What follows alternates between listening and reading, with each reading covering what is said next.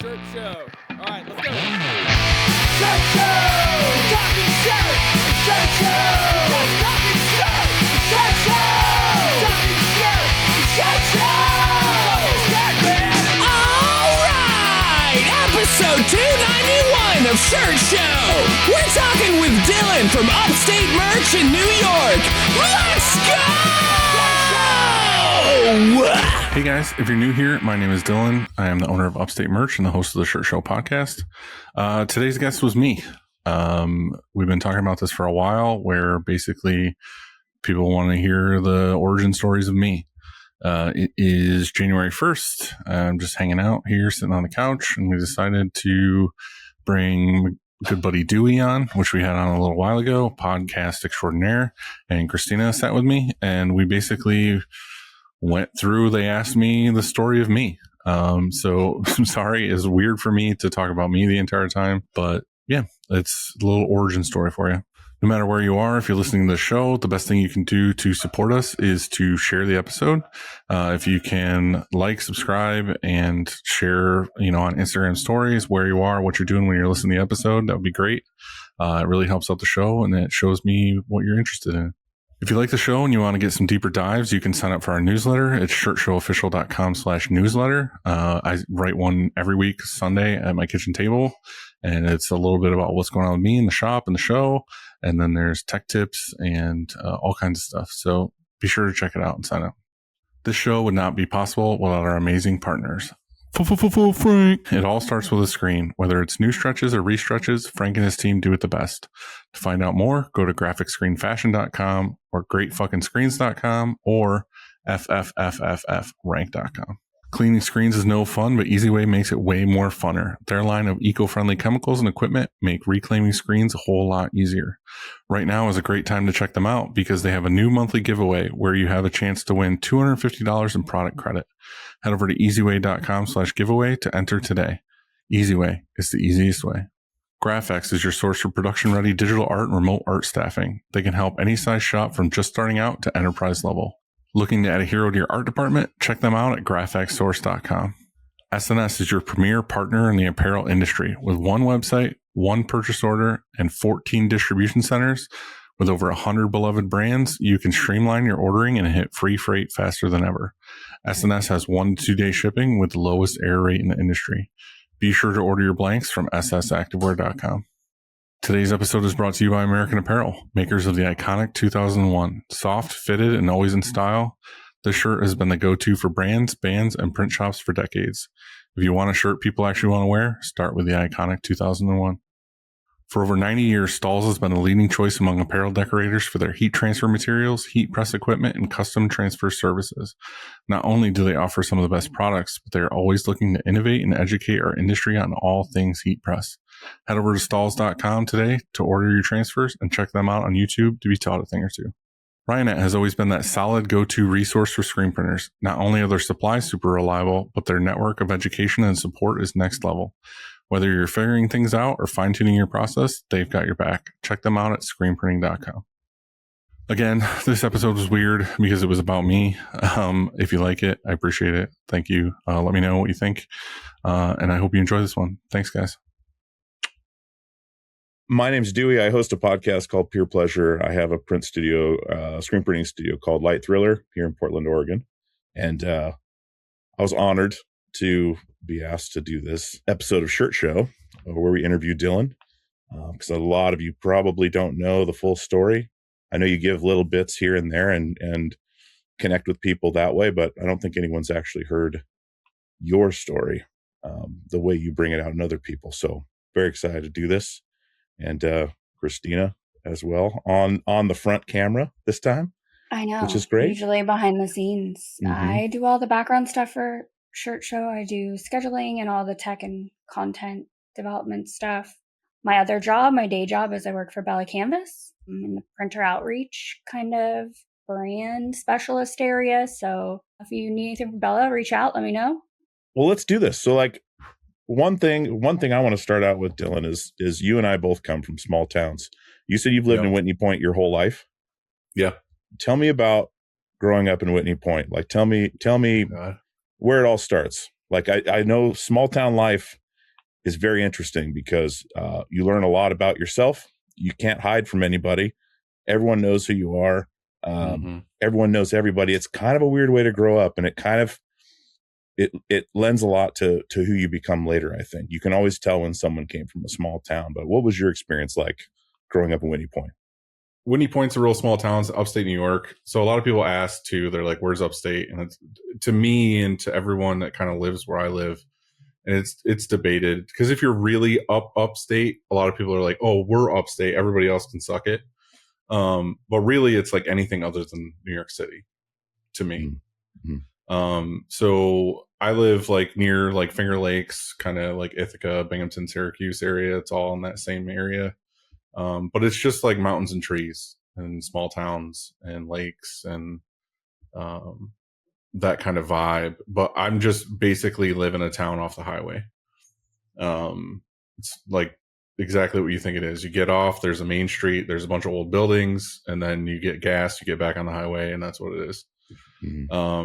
But yeah, I grew up there. I grew up like a lot of kids did that are, you know, people that are now in their 30s, 40s, 50s, where you wake up on a summer day and you get on your bike or you walk and you go do shit, and your parents say, come back by dark. We'll know you're still alive. That's kind of how I grew up. Kind of like when we were talking about your story, it's kind of like you just go explore and do your own thing.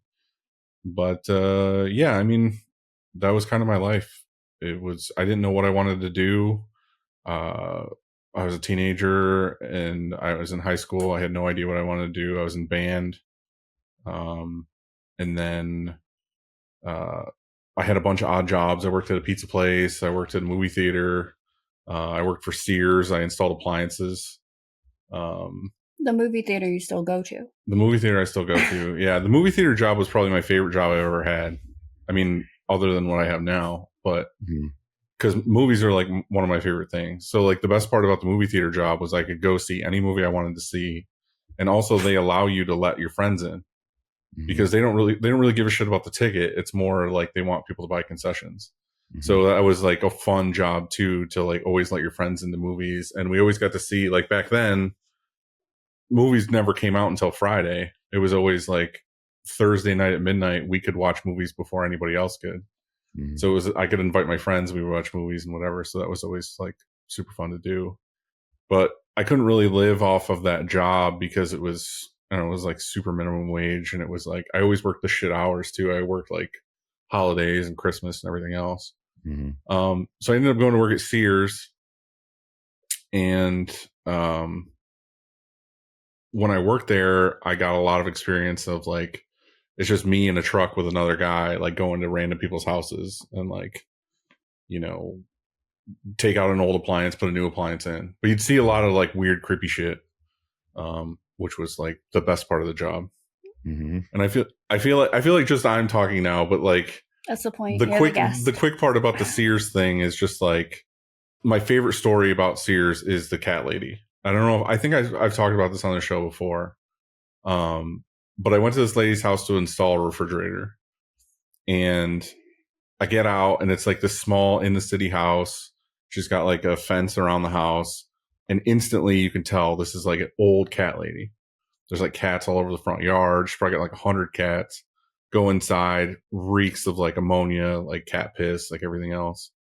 And I'm walking in and I start looking at the walls and there's like Polaroids all over the walls. And I'm like, what is going on? I start looking at these Polaroids and she like crucifies her cats. There's like cats like spread out, like nailed to a wall. And she takes a Polaroid of them and puts them on the wall. Oh my God. Does she take them down and like has the Polaroids, or does she keep them up there, like takes the Polaroid and then leaves them there? I don't. It was just a bunch of Polaroids. The actual of crucified cats weren't up there. It was just Jesus Polaroids. Christ! Okay. Polaroids. Of I know. Cats. I figured out that Dewey thought that she had the actual cats. Yeah, cats just pinned up on the wall. No, it was not. That was my favorite creepy story. Wait, didn't she have cats in the freezer or something too? No, it was a different place. There was a dog. I took a freezer once from somebody's house and they like came running down the road chasing after us because they realized that their dog was still in the freezer that we took. Oh my God. But anyway, we didn't really talk a lot about my youth, but it's just basically the, you know, average kid in a small town growing up in the 80s, 90s, running around drinking from a hose, doing horrible things, breaking mailboxes, throwing Molotov cocktails, riding around with your friends. I got my license taken away when I was 16, but I still drove to like every show, like hours away, all that stuff. But anyway, those small jobs really kind of like changed me and made me more open, because I feel like as a younger kid, I was just doing whatever, but I wasn't really like open to talking to random strangers and stuff. But working at the grocery store, the pizza place, the movie theater, all forced me to like talk to people. And then being in a band, it was kind of fun. Like I was that, I mean, you would know too, like I'm that guy who was like the bass player who made all the show flyers and then, booked the shows and all this stuff. And like, that was probably the most fun for me, was like the business back end side of the whole project. You were the boss of the band? I was not the boss, but I mean, feel like what do you do for your business now? Yeah, but I just feel like what I had to make up for in the fact that I was in a band and didn't really have the musical talents, but more was just like, I'll play bass and do all the management stuff. Like to me, that was fun. But working at who was in the band? Well, my bandmates are my managers who still are with me today. The band is still together. The band is still together. So we've been working together at Upstate for like 16, 17 years now. So when we were in high school and we were together, I left my house at like, I don't know, 16, 17, moved into Chris's house, which was also the guitar player, who's also my like manager of like shipping, receiving, and ordering. I moved into his mom's closet. It's also Bill's house. Which was also Bill's house, because Chris and Bill are brothers. And Zach, who was just born at the time, is also my press operator. And Jackie. And Jackie, their sister, is my end of dryer. So I like the entire Lantry family works for me. That's fantastic. Yeah, but anyway, I just, I was in a band and whatever, and my girlfriend at the time ordered buttons because she was like really into crafting and all this other stuff. And the buttons is what really kind of got me into all of this. Was she ordered buttons for, I don't even know how much it was. Say it was like $80 or something. They came in the mail. It like fit in the palm of my hand. And I was like, you paid $80 for these? And I was like, I could make these for bands and whatever. I immediately went online and I bought like everything I needed to do to make buttons other than the printer. So that was kind of my beginning. But I feel like if I just keep going, it's just going to be me talking the whole time. So if you guys have any questions, of being a podcaster. I mean, you're the guest. I love how uncomfortable you are. You were so stoked to not do I'm not doing anything. I feel like I'm missing things. Like that's okay. Ask me questions. So many I'm things. getting them. It's okay. I'm gonna go back here for a second. Okay. What did your parents do? What did they do for a living? My dad was a truck driver. Okay. But he was the kind of truck driver that that did like for the day and came back. Okay. So like he was home at night. He wasn't like gone for like 4 days or whatever. He delivered like restaurant supplies basically to like New York State and like all over the place. I have like super fond memories of being a kid and like skipping school and going with dad on the truck and just going to like every delivery. And every time you walk into an Italian restaurant, like the owners are like, oh, hey, you want food? And they like rub your hair and they make you like a meatball sub or a slice or something. Like flour all over. I was like, by the end of the day, I was just like super fucking like bloated and fat of eating like Italian food all day long. But it was the best. It was super fun. Yeah. And my mom had a bunch of jobs. But when I was a kid, she worked for a pizza place. And again, we had like no babysitter, but we were next to a park. So we just like went to work with mom and like ran around the park and came in and played pool at the pizza place, all that stuff. But then she later became like she worked at the post office. She was like a postmaster of like a town next to our town. Okay. But my parents split up. So like I was at my mom's house on weekdays and my dad's house on the weekends. Okay. So, but that was from 7 years old till now. That's getting to see your parents get up and go to work every day, like get up and grind, like is very important. I feel like, especially, you know, for me and my dad, same thing, just up, sick, not sick, whatever. He knew he had to go to work, and seeing that and instilling that work ethic is huge, because we're all fucking off, like, you know, just being kids, but you still see that every day. You see dad gets up, he comes home at night, like if we're lucky enough to have a mom or a dad, or, you know, both, you know, into our adulthood, you know, if you don't lose them too early, it's important. Like it instills this thing, and you have an example to look up to, and it looks like you had two, you know, excellent examples of work ethic, you know, and all this stuff ties together into who you are now. But do you remember, you say you riding around the truck, eating food and just having all those sense memories, right? Like you get like you smell and working at a pizza place too. And then you work in a pizza, you know, it all ties back. But, do you remember like the first thing you created, like on your own? Like, were you artistic at all? You said you were, you know, I was definitely like the artistic kid. Like I was always drawing, and I was good at art class, and being in the band, I really liked to make show flyers. Like that was really fun for me. So like what I would mostly do is I would take old movie posters, like Cobra with Stallone or something, and I would make like a show poster for it. I did a ton of stuff like that. So that's how I learned to like with Photoshop.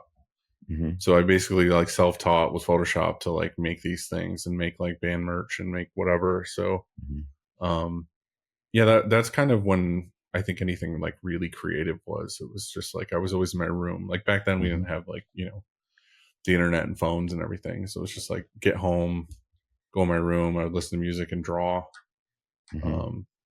But yeah. Well, that's the cool thing here is like you learned, you know, self-reliance by being, you know, not having a babysitter and being able to be on your own, like with your parents, but out and do your own things. You learn self-reliance, you learn work ethic.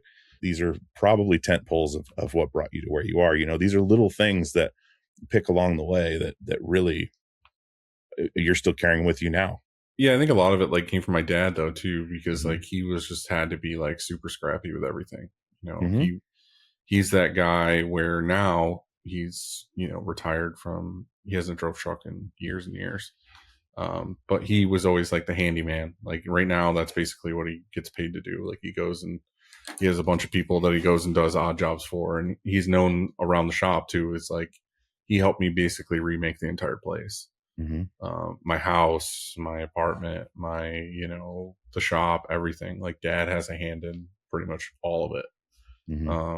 So it was always that, you know, oh, well, you know, we need this. Well, let's build it, or let's figure it out, or let's whatever. And I think a lot of my, let's just figure it out, or on the fly, or what's that saying? It's like, it doesn't have to be great as long as you start or whatever. Like just build something and you'll get there eventually kind of thing. Like progress over perfection. That's how my dad is. It's just like, we'll just do it. We'll figure it out. Or we have this saying with the shop, because it's an old, you know, super old, like train station. Nothing's square. Nothing's whatever. We always just said it's character. So like, it doesn't have to be perfect, but it's done. It looks good. It's, you know, it'll get the job done. It's character. Yeah. And I think I just kind of do a lot of life that way of like, well, let's just go. Let's just get it done. I think sometimes you get caught up in wanting things to be perfect, and then you hit a point where I feel like your dad shows up in your brain, and then you just... Yeah, I'm just like... And then all of a sudden he's like, you know what? Fuck it. We'll just... Well, you see, like, with that stuff, like, there's something to be said where I think there's a saying, like, why are... or a question that's out there of why are kids drawing so awesome? Because they know when they're done, and they know when to stop, and they don't keep going and trying to improve and improve and improve. There's something to be said for striving for perfection, but then being able to settle in and realize that's not attainable, and be content with what is. It's not. You know, it's a humble thing, I think. And, you know, to realize that, hey, we're human. This is how it turns out sometimes, you know, hey, this building is functional. Hey, this is our space, you know, you make it what you want. I think that's a cool thing. Do you remember going back to movies too? Cause you know, that's a huge part of your life, but do you remember the first movie that really got you that like, I love movies. Like this is like, you know, where you get that those goosebumps or your hair stands up, or, you know, that it imprints on you. I think like when, you know, like holy shit, I'm going to be watching movies the rest of my life. Do you remember which one that was? That's a good I question, honestly Louis. don't know what movie was like the first one that made. I know that Jaws made a huge impression on me when He it still comes to doesn't the swim. ocean or water, or like I always think of that Won't movie go where in I'm deep like, water. like fuck Yeah. open water. But like I think the thing was too is, again, like as a kid, you know, getting on your bike and just riding to town or walking or whatever. Like I remember a huge part of my day was just like backpack with that, you know, 500 disc CD thing in the back of my backpack, Oh, yeah. my Yeah. Walkman headphones, and I would just walk to town. I'd be like, I'm going to walk. And it's like, it's a good, you know, distance to go. But the thing How is far, like you when you think? get home, and I went to my dad's on Friday, like after school or whatever it was, or in the summertime, you know, I'm there on Friday. Dad would always come home with like a 3 liter of Top Pop, which was just like cheap soda, like a pizza or something. And he would always have like 3 movies from the movie rental place. And it was like, I just looked forward to that because it was just like me and my dad and whatever, my brother, like our escape of like, okay, cool, let's just sit down and let's watch movies. Like my dad is a huge movie guy too. Like that's his thing. Like every day is to wind down and like watch a movie. So we're constantly texting each other back about like what movies or what shows we've watched. And I think it's just been a big part of my life too, because it's like no matter what I'm doing, where I'm at, whatever, what kind of challenge I'm in, it's like I can pull up a movie, watch, and like fully escape. Like say this week, for example, I could be stressed out about something, and it's like, cool, let's just sit down and watch like an action adventure movie. And like I just can shut my brain off and I can escape and like watch the movie. So for me, that's always been like a huge thing is where can I go? What can I do when it comes to a show or a movie? What was the first movie you ever saw in the theater? I have no idea. I have the worst memory. Like I feel like I There's not blocked one a you lot of remember, childhood like the out. first one that you remember seeing in the theater. I don't. My first What's one. the first movie you was saw Living twice? Dead. Ooh. Like what's the first movie you rewatched? Do you remember that? Dude, Like, no, I got to see this again. Never. Really? I don't remember those First kinds Batman, of things. Like Michael those kinds of Keaton things Batman. don't. I wasn't allowed to watch it, so I snuck over my friend Jack's But house. that's a and I hard watched it question 3 too, times. because as a kid with your parents renting movies or buying movies or whatever, You and couldn't like a necessarily VHS, it was watch like rewatching was just what we did. Like we wore tapes out. Yeah, same. You know what I mean? It'd be like, oh, we have Back to the Future, or we have I remember we had Days of Thunder on VHS, and like me and my brother wore that shit out. Like I've seen that a million times. Like a lot, that's where a lot of that comes from. And like I try to explain that to Christina too, of like rewatching a movie. And it's like, oh, I've seen Hunt for Red October like, you know, 150 times or whatever. And it's like, yeah, but where I am in life or where I am socially or whatever, like I can rewatch that movie and like pull a totally different story out of it. It's like where I am or what I'm doing. So like I rewatch movies like crazy, like all the time. I like to get to the end of a movie, know everything, know something about a character at the end, and then rewatch it and like pick up on things throughout the movie that are like, oh yeah, okay, I didn't pick up on that the first time around. Yeah. I don't know. There's just a lot of those for me where I could be in a certain mood and I'm like, I just need the comfort of Tom Hanks or something. You know what I mean? And like watch Apollo 13 or watch Saving Private Ryan or, you know, Castaway or something. You know what's interesting about you to me is that you could have like the most stressful week, like what you were saying, and you like want to watch a movie. And it doesn't matter if the movie is stressful. It's like your brain is capable of more separating. Better. Yeah, like I can't, if I'm stressed out, I can't watch, like I have a difficult time watching more stress. I'm like, I need the opposite. I need like predictable and lovely or honestly funny is what rescues me. But it's so interesting to me that your brain is capable of separating like, or it's like you want to watch them go through stress and survive, and maybe it feels like you'll survive yours or something. I'm not sure. I want to make a comment on this too, because it doesn't have any, nothing we've talked about has anything to do with printing, but stressful. There's 2 different kinds of stressful. There's like an interesting thriller that's thought out and has like, it's very intelligent in how they do it. You know what I mean? It's like a movie where it has an ending and things are thought through and lots of layers and everything else. that is a stressful movie that is good. Like it draws me in and makes me want to watch it. I feel like nowadays there's a trend. There's a bunch of shows that came out that people critically say is amazing, but it's just a fucking pile of garbage. I think and I feel like that's harsh, but it's just stress for no reason. Like I feel like The Bear is that way, where it's just people yelling the entire time. Mm-hmm. Like it's just chaos and yelling and whatever. There is a good story in there somewhere, but it's hard to watch and hard for me to even like. We quit like halfway through because I'm like, I am just stressed out watching this because people are just yelling the entire time. Mm-hmm. I feel like that show, The Studio, is the same way. It's just like they're yelling nonstop, or they're always in chaos, and there's no rhyme or reason to it. It's a camera following people yelling at each other. Did you ever watch that movie Lost Highway with it was David Lynch? It had like a crazy soundtrack, like but it's like a Bill Pullman's in it, and probably Yeah, it was a huge movie, but David Lynch used to blast Rammstein over the huge speakers when they were filming scenes without dialogue, because he basically said you could see people's shoulders drop from the stress when they're like walking down the prison yard or whatever, that you would see the stress on their face from being this music beating them down, right, just to get that reaction. Like there's a lot of psychological things there that that they do, but like that was it brought it up in my mind for some reason. But there's a story about being at the shop too. Like Bill or whoever's in the shop will always play like something ridiculous and amazing at the same time. And I remember one day I was in the shop talking to them doing something, and Bill had Rammstein on or whatever, and it was like super loud, and it was like one of their signatures, like dan dan dan dan dan dan, and I like got down, and I was like hunched down, and I was like smashing my knee with my fist, like basically doing like their kind of movements and dance or whatever. And a customer walked in and like walked right up behind me, and I was still doing it.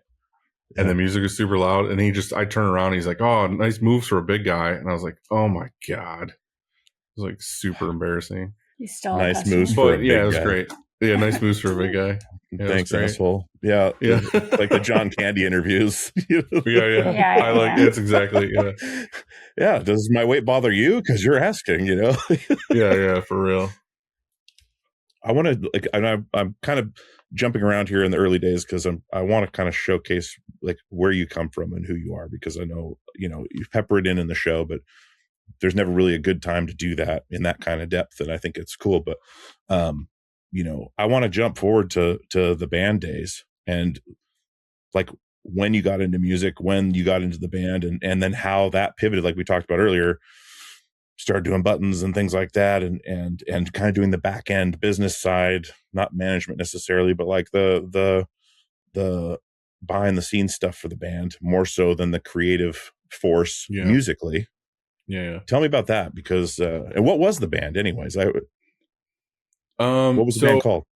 So basically, when I left my mom's house and I moved in with Chris and Bill have always done like bands themselves. They're very like talented. They're very musical. They really are. In their house, they have, Chris had instruments in his room. Bill had instruments in his room, and whatever. And they had a band together with another person. They just kind of like, messed around, play around town, whatever.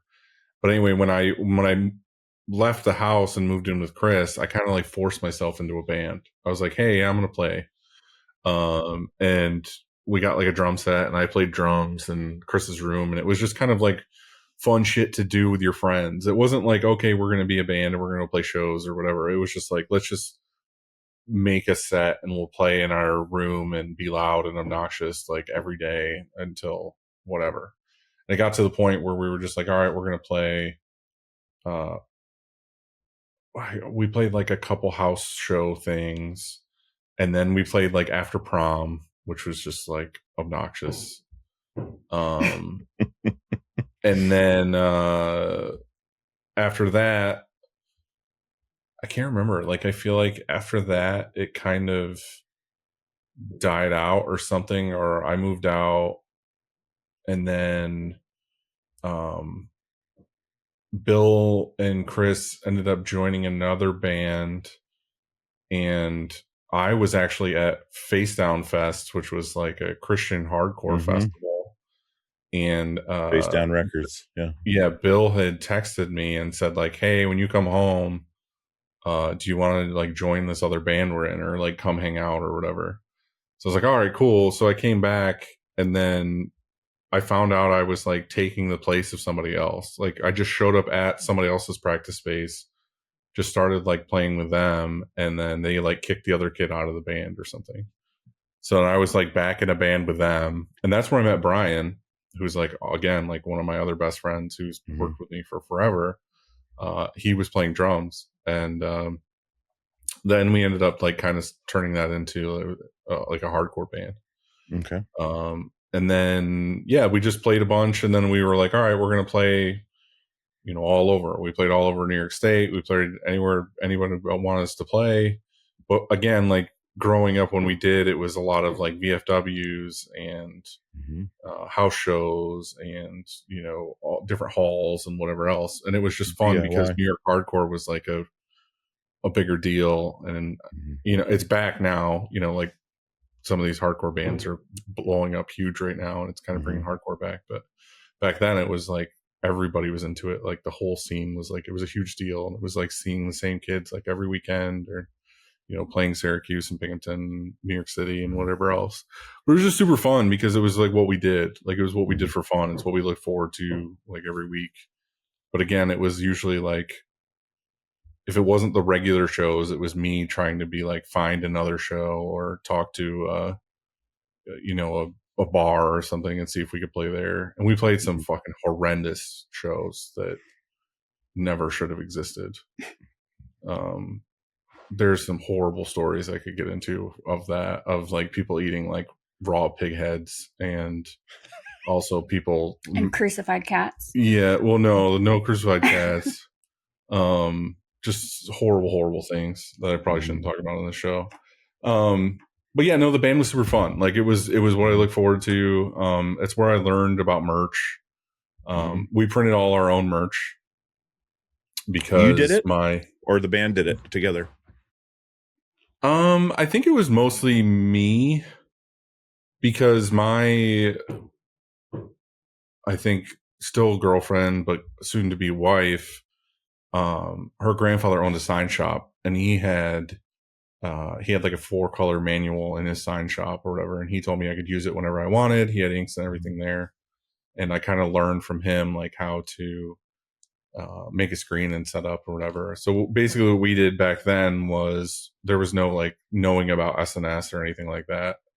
It was just like, oh, let's go to TJ Maxx, Michael's, Target, Walmart, whatever, buy a bunch of random blanks. Back then it was like sweatpants and hoodies and t-shirts and whatever. And we would just go buy a bunch of random blanks, go back, print a shitload of them, and take them to the show and sell them. And that was just kind of like our every weekend is like, okay, we're going to run to Target or whatever it was and get more blanks and then print more shirts. And it's kind of like how I got into printing.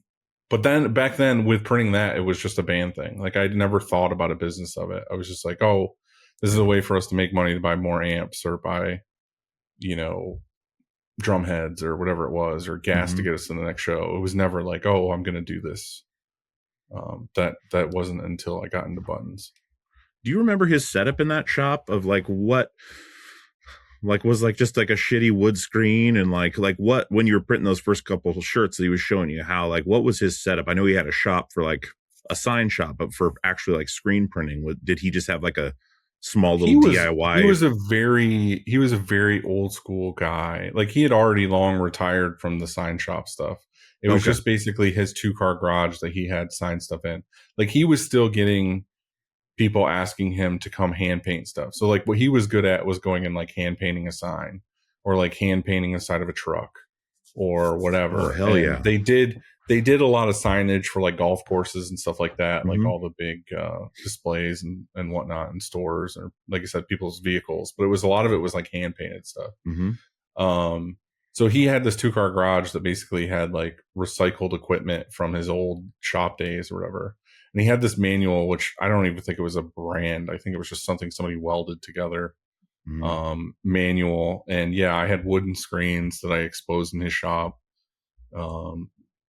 Did the whole thing. But back then it was, what was it? It was wooden screen, the 4-color press. He didn't have a dryer. He had like a homemade, it was basically a flash that was like welded to a frame that had a plate underneath it, and you could just lay the shirt on it. And his technical term to me was, when it starts smoking, take it off. So it was like, print a shirt, white ink, and it was just, there was no flashing it or anything. It was just like, print it 8 times, lay it on this platen, basically. Like, when it starts smoking, it's done. And that was like how it was done. That's like the chemical reaction occurs. And okay, it's hot enough where it's gassing. Take it off. And that's just what it was. Like, I didn't know anything other than put ink through screen on apparel and call it good. Did you like it? We definitely had like washout stuff. We definitely had issues here and there, but like, you're a fucking hardcore band, and it's supposed to look distressed and fucked up anyway. So like, nobody before cared. Photoshop textures and shit. Nobody gave a shit. It was just what it was. If it was auto registration or fuzzy or whatever, like, nobody cared. Dude, you made that? Yeah. Fucking shit like that. Did you like it though? Like, did you feel like a kinship to it, or was it just, this is going to get us some more amps? Like, or did you like the process, I guess? Did you fall in love with the process, or was like, I have to do this so I can get this? I think I liked the process, but I wasn't at the point where I cared to learn more. You know what I mean? Like, I figured out how to make shirts to make money, to make the band money. And then I was like, cool with that. Like, I was never like, oh, I'm going to go home and research like how to make a better screen or angles or pressure or anything. I was just like, nope. I found this quick and dirty method to make money with the band, and that's what I'm going to do. Yeah. But basically after that, I was still doing band stuff. I was interested in merch. I was interested in like growing merch, and, we had bought stickers from somebody else, and we got design work from somebody else, and it kind of morphed into, oh, we have better shirts now. I was ordering shirts from another print shop at one point, because there's only so many times you can do the same like MBF logo on the front of a shirt and people will buy it. It got to the point too where we were like, oh, let's buy red shirts, green shirts, blue shirts, whatever, with the same logo. And it's like, all right, this is played out. So we ended up ordering from somebody else, all these other things. And then the button thing happened, where she basically bought buttons, and I was like, oh, I want to do this. So I went online. I had a little bit of money on me. I bought like a Techri button press, like a 1-inch button thing. I bought like 1,000 parts, and that was it. I didn't buy a printer. I didn't do any of that. What I would do is I would make all my button designs and put them on a flash drive, and I would take them to FedEx Kinko's, and I would be like, I need 30 sheets or something. They would print them. I would go back home. I'd punch them all out, press the buttons, whatever. So then I started like making buttons for the band, but then all the shows we were playing, other bands were like, oh, I want buttons. I was like, oh, hell yeah. Went home, made a website. What'd you make it on? I don't even remember. It was, I don't remember. Angel Fire? Did you use your like MySpace coding skills? I don't remember what the website platform was, but basically what I could do is I could design it in Photoshop.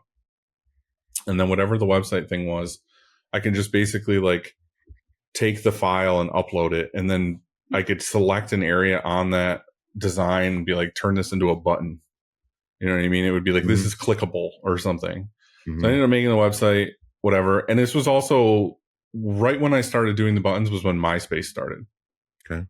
So it was like it was like perfect timing with MySpace with buttons. Like all of the weird part is like all of these things happened around the same time and like made it to where I could do this. Like the big thing that I've told the story before where it looks like someone's looking out for you moment was I didn't have the money to buy a printer, and it was getting old going back and forth from Kinko's to home, because it was like I would just have to do it on my way to work, and I would have to hope it worked and bring it back. If I messed up, I had to go back to Kinko's and get more or whatever. It was a big pain in the ass, but I couldn't afford a laser printer. So I was like, oh, what am I going to do? Well, anyway, one day I was at work at Sears. I parked my van because I think we were talking about vans, how you always have to have a van. I've had a van my entire life. You have to. So anyway, I had the band van, at work, parked at the mall. Basically, Sears was in the mall. So I was on one end of this huge parking lot on like the bottom corner parked. I went to work, came back, and what had happened is somebody's car on the far end of the parking lot popped out of gear and rolled all the way across the parking lot and smashed into the front of my van. Basically, all it did is it smashed in the bumper. And I was like, I don't give a shit. Like, I've driven cars that were $100 that were like easily kill you. Like, all of the vehicles I've owned up until this point were shit boxes, like complete death traps.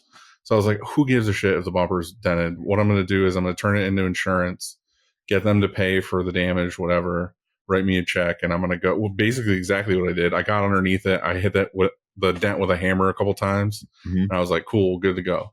So I think I ended up getting like, I don't know, $800 or $1,000 from insurance or whatever it was. And the very first thing I did with it was I bought more button parts and a laser printer. And I was like, cool, I'm in business. I have everything I need now. I can do all this from home. So that's when I think Merch Buttons, which was my first company, like really took off, is when I bought the laser printer. Because I was like, cool, I can do this. But my goal was to basically like go to work, come home, eat dinner. And I was living in my wife's parents' basement on a futon. So it was like futon and then my desk. And I just sat there with Photoshop, and I could swivel my desk chair to play Xbox. And then I would go back to like writing an email, and I would turn and play Xbox, and I'd go back to writing an email. But I would just stay up all night and like work on Merch Buttons, or I would hit people up on MySpace and be like, hey, I make buttons. I would like to make buttons for you, blah, blah, blah. You were doing Sears during the day? I was doing Sears during the day. And then I would come home and I would make buttons and whatever at night. And then, yeah, I got to the point where I started to outsource stickers. And then I had a buddy, Ben Landy, who did a ton of design work for Hot Topic, referred me to this print shop in Atlanta. And he was like, oh, you should outsource t-shirts too. You know, whatever. You're already doing some facets of merch. Like, why are you not doing t-shirts too? So that's kind of where things really took a turn, where I was like, oh, I would love to design t-shirts. I'm already doing it for the band. I'm doing design work for some other people too. It'd be cool to do t-shirts. So I hit up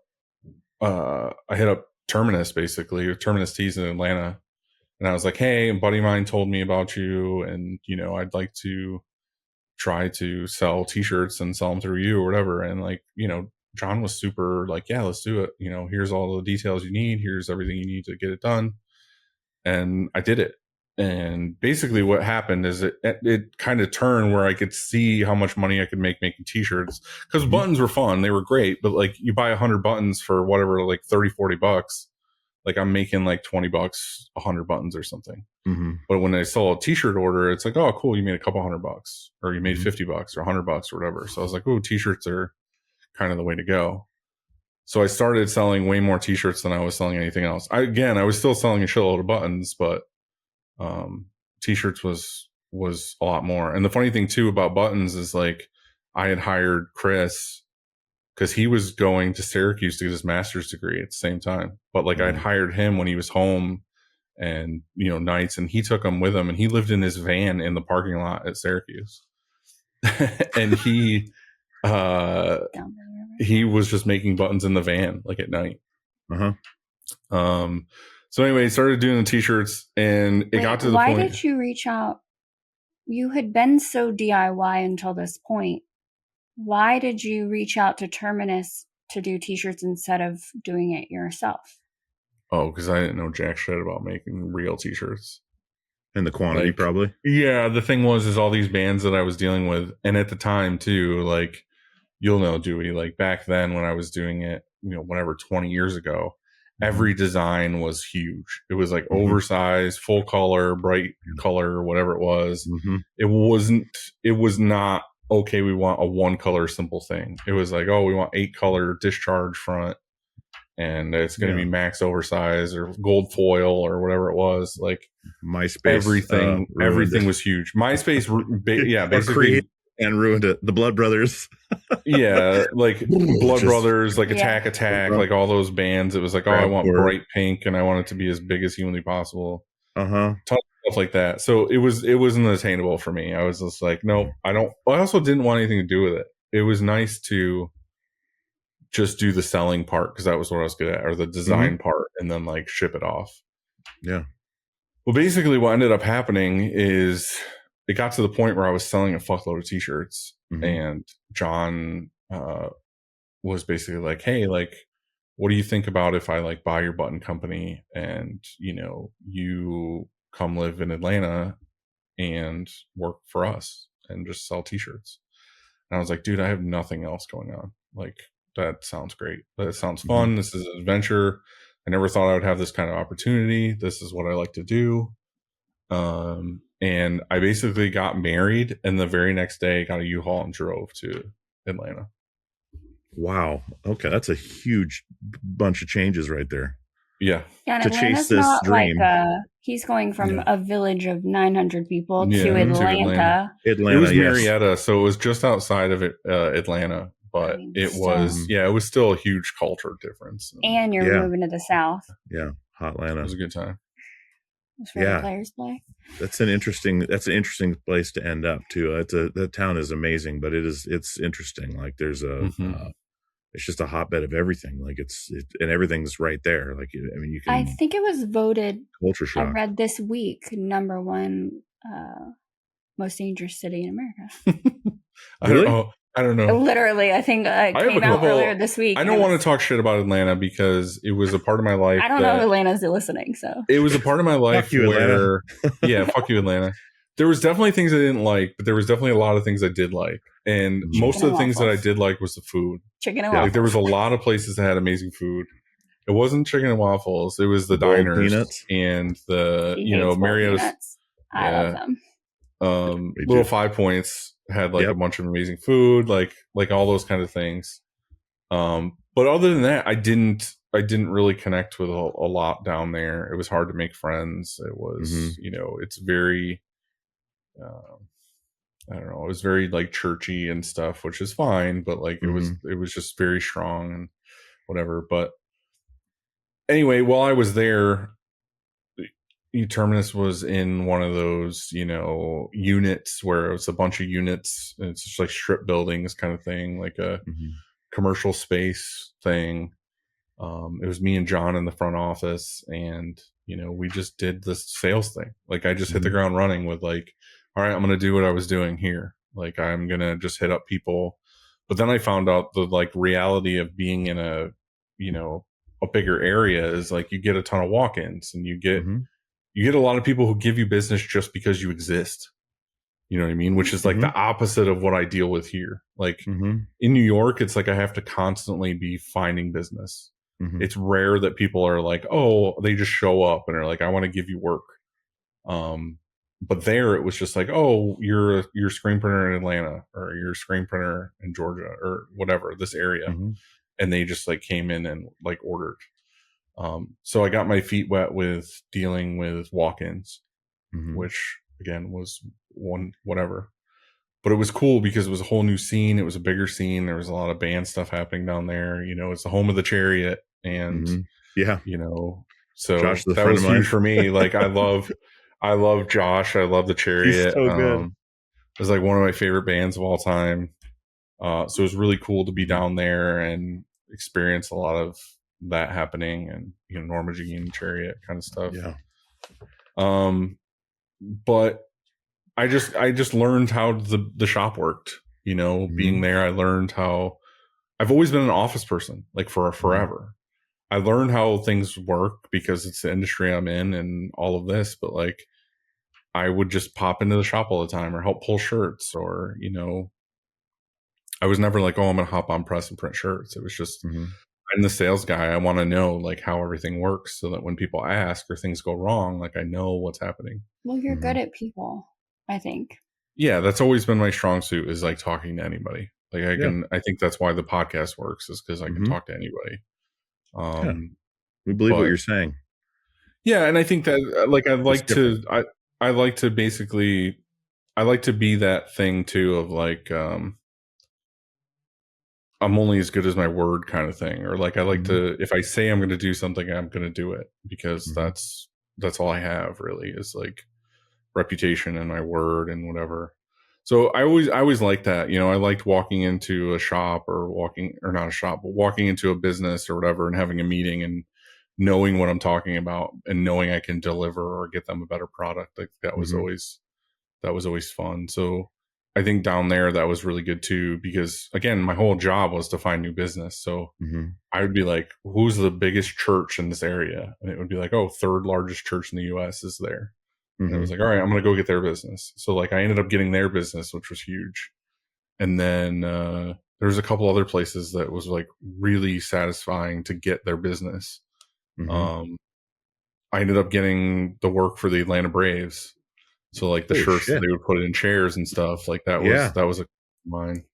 Do you think that trying to get was the Mets meeting That was later. Do you think that the Braves meeting, getting the Braves work, inflated your ego a little bit, and that's how you walked into the Mets? It made me think it was a little more doable, but I don't know. It's just I learned from that job. Again, there was a lot of things I learned when I was there that kind of really puts me in perspective, which was you can't say no to everything, because you know, a lot of podcasts, a lot of business stuff are like, oh, the power of saying no, and you should say no more, and this and that and the other thing, which I believe in to a degree. Like you start seeing red flags, like say no.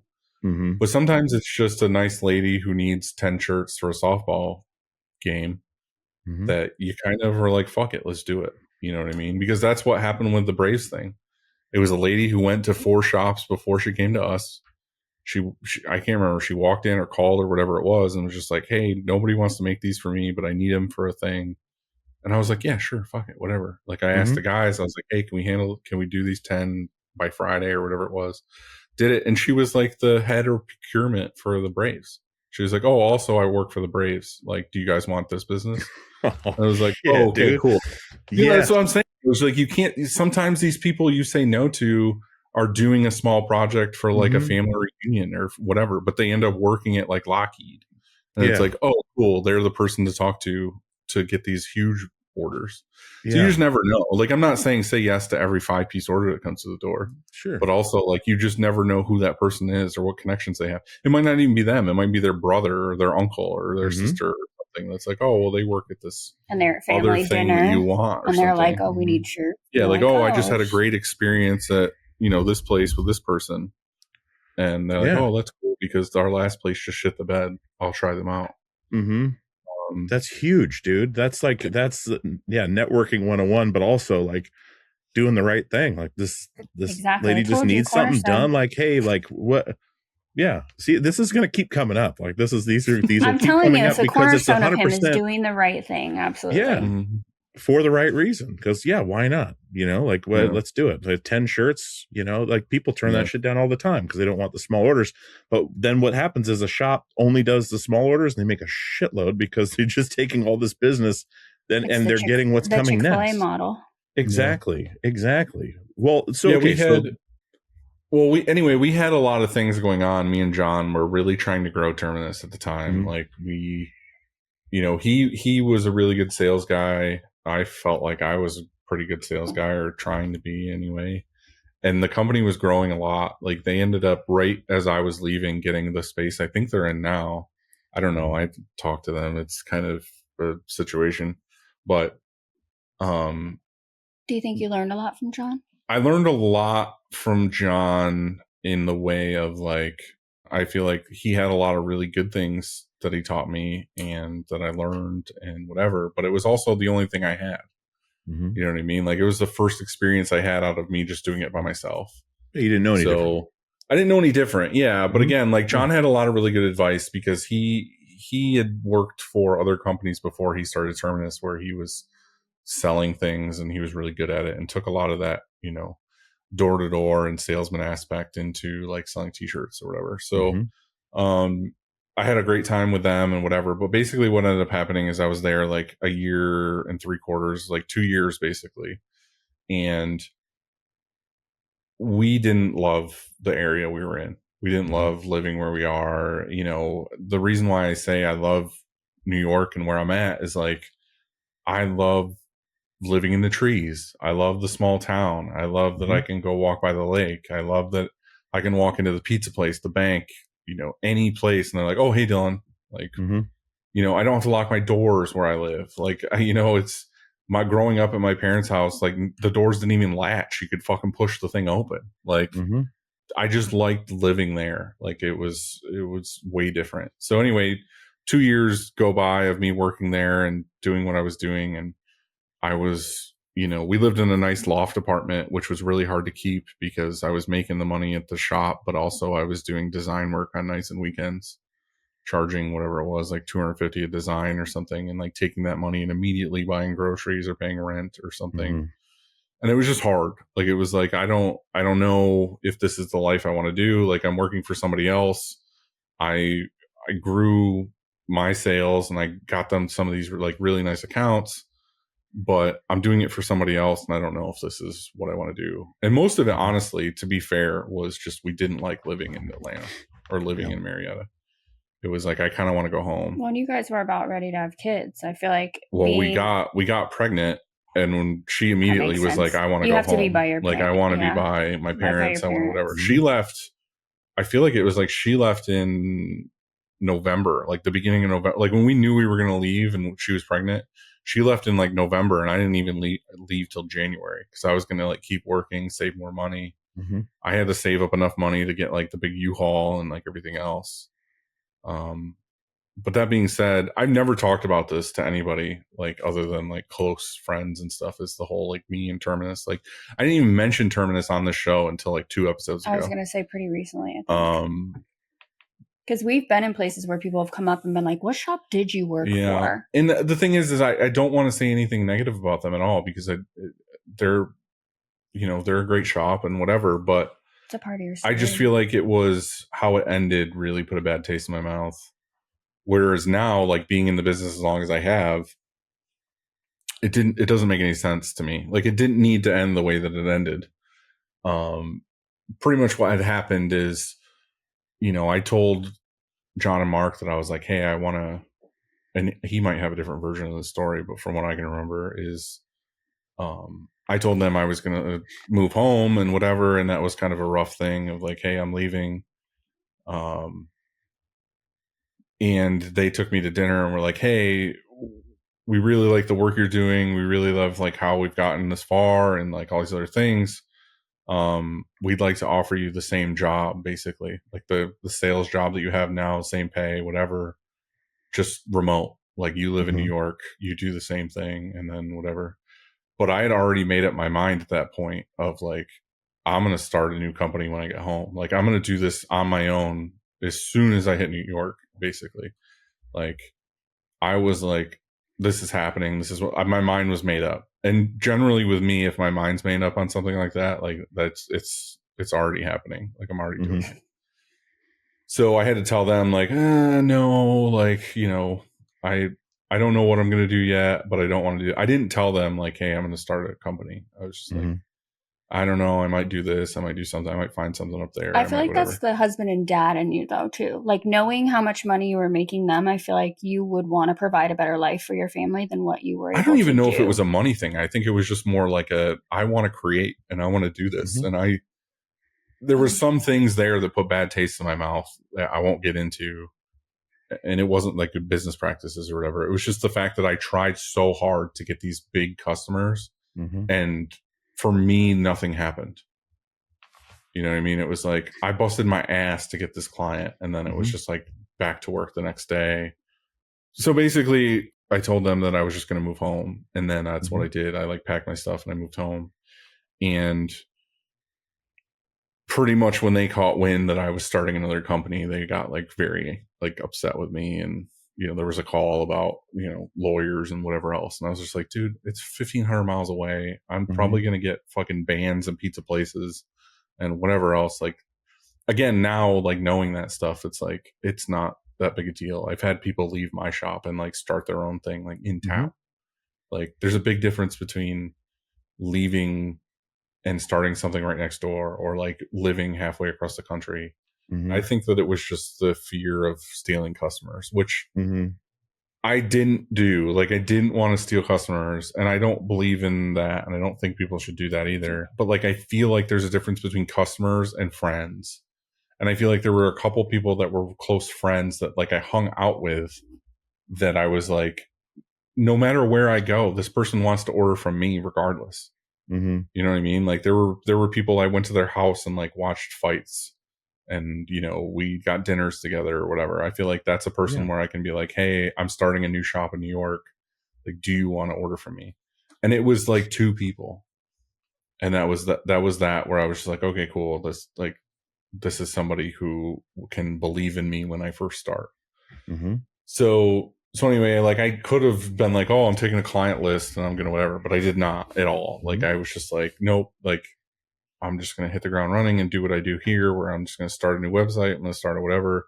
And I'm just going to start emailing people, messaging people, you know, MySpace, Facebook. I think it just came out at the time, whatever. That's what I'm going to do. So I got to New York, and my wife's grandfather, who had the sign shop, was like, yeah, you can use the 2-car garage, you know, sign shop for free, basically. Like you pay the electric or, you know, add on to it or whatever, and you can be there. Mm-hmm. So really, Upstate Merch started in a 1-car garage because the other side was like his tools and whatever. We ended up putting a dark room in there, which was just basically like a black tarp corner. But it was something. It was like, did you use the press he had that you had used before? Or did you get we had that press as like a backup press, but basically what had happened, I cut out a chunk of the story I forgot about. We can take it back.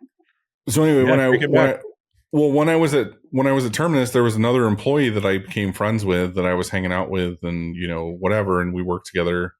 I think like after work some nights or whatever, I was like, yeah, I'm starting this Upstate Merch. I'm going to do this. I'm going to go to New York or whatever.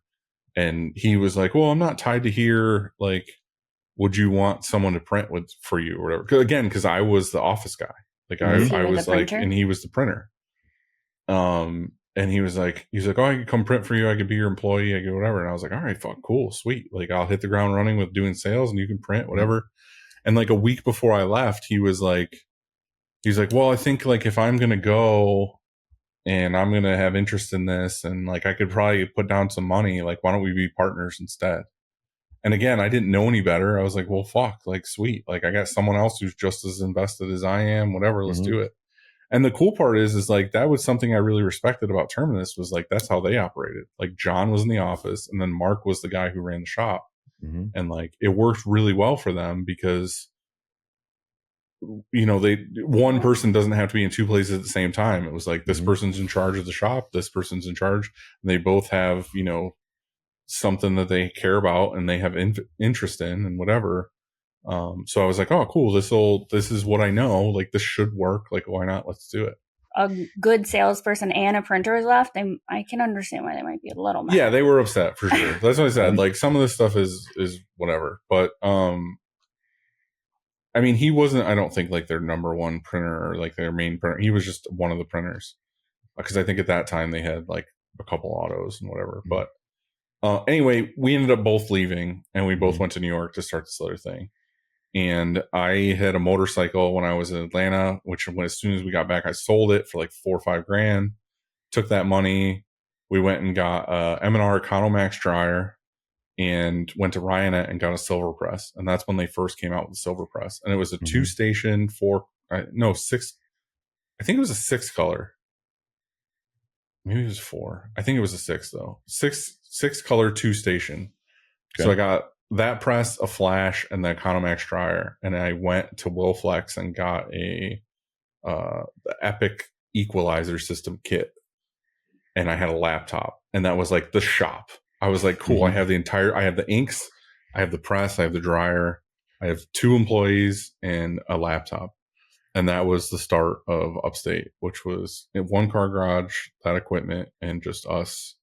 And yeah, it's a fake it till you make it situation when it comes to a small shop like that. Of like, I have a really cool looking website. I have a status on, you know, MySpace or whatever, and I know a couple people, and that was it. I literally hit the ground running. It was like as soon as I got there, just started emailing people saying, "Hey, I'll print your shirts." How'd you decide on Upstate? I live in upstate New York, and I was like, I'm going to call it Upstate. Nailed it. Yeah, there was a couple. I mean, it does bring feelings of like grandeur, like a large shop. Like a large space. I always liked the name Upstate. Like, I think with anything, like living up here, it's hard because it's one of those things too. Is like, you think it's small and unique and like your own thing. And you're like, oh, I like the word Upstate. I live Upstate. Like, it'd be cool to make Upstate merch. Cause before that I had merch buttons. So I kind of was just like, obviously I didn't think too hard in these names. It was like, oh, I make buttons and I'm make merch, whatever. But it's one of those things too, is like you buy a car and then you see that like everybody has that car. It's the same when I started Upstate. I was like, cool, I'm Upstate merch. And then you drive a little more north and it's like Upstate University, Upstate Medical, Upstate Roofing, Upstate. It's just like, there's a ton of Upstate. But anyway. How did you decide on, so coming from outside the industry, there's shops, some shops are shirts, some shops are design, some shops, like, why did you go merch? Because that's all I'd ever done is band merch for the most part. Bands. So it's the that's band what it was thing. called. It was a band merch situation. It's the same reason why I did merch buttons, because I was like, oh, you need buttons for merch for your band. The music band industry, which is kind of a curse now too. Is like, do people think you're just band when stuff? you say merch, it's like it's kind of, they're thinking that it's like, band merch kind of company. And when you try to do work for a bigger corporate thing, like, I don't know, like Target or something, it's like, I don't know, the name just has other meanings to certain people. But a lot of people just say Upstate merchandise anyway, so it's just what it is. But yeah, so anyway, when I started, it was one car garage, me and a partner, so I had a partnership. Yeah. When you said you went to Ryanette, were they in Pennsylvania still, or like, did you just? No, I think it was online? I was online. Yeah. Okay. It was Ryanette.com back then. It wasn't screen printing. It was like Ryan videos, that Mohawk button up. You know how weird I felt when Ryan came to my shop, asked to come to my shop, and I was like, well, we can meet somewhere else, like somewhere that's not my shop. I was telling my friend the other day, Where's I was like, shop? In my basement. But like I was saying, yeah, it's like having like Kiss come to your band practice. Like, it's like, maybe not. I was all self-conscious and weird, but I mean, the thing we had talked about this too, but like, there's a lot of people in this industry that are like, the face of something, or they make videos online or whatever. But like, Ryan is such a chill dude. Yeah, he's just down to earth, like, good dude who just wants to help. One of the best. Yeah, like, in the industry, he'll text me all the time about a show thing or whatever, and it's just like, he's just a good dude. He's always kind of been around. Yeah, he's been fantastic, and now I'm. So I tried to tell you, like, don't worry about it; it'll be fine. Yeah. Have you seen? Did he have his head shaved when he came to your shop? Yeah, he did. He had just done it.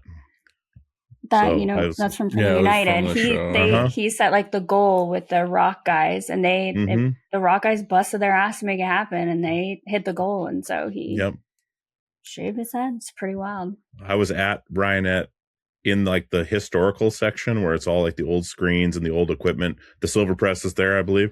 When he told me that story, because I was like, where happened to the spiky hair? And he's like, oh, let me tell you. And this is Print United. But anyways, side tangent, shout out Ryan.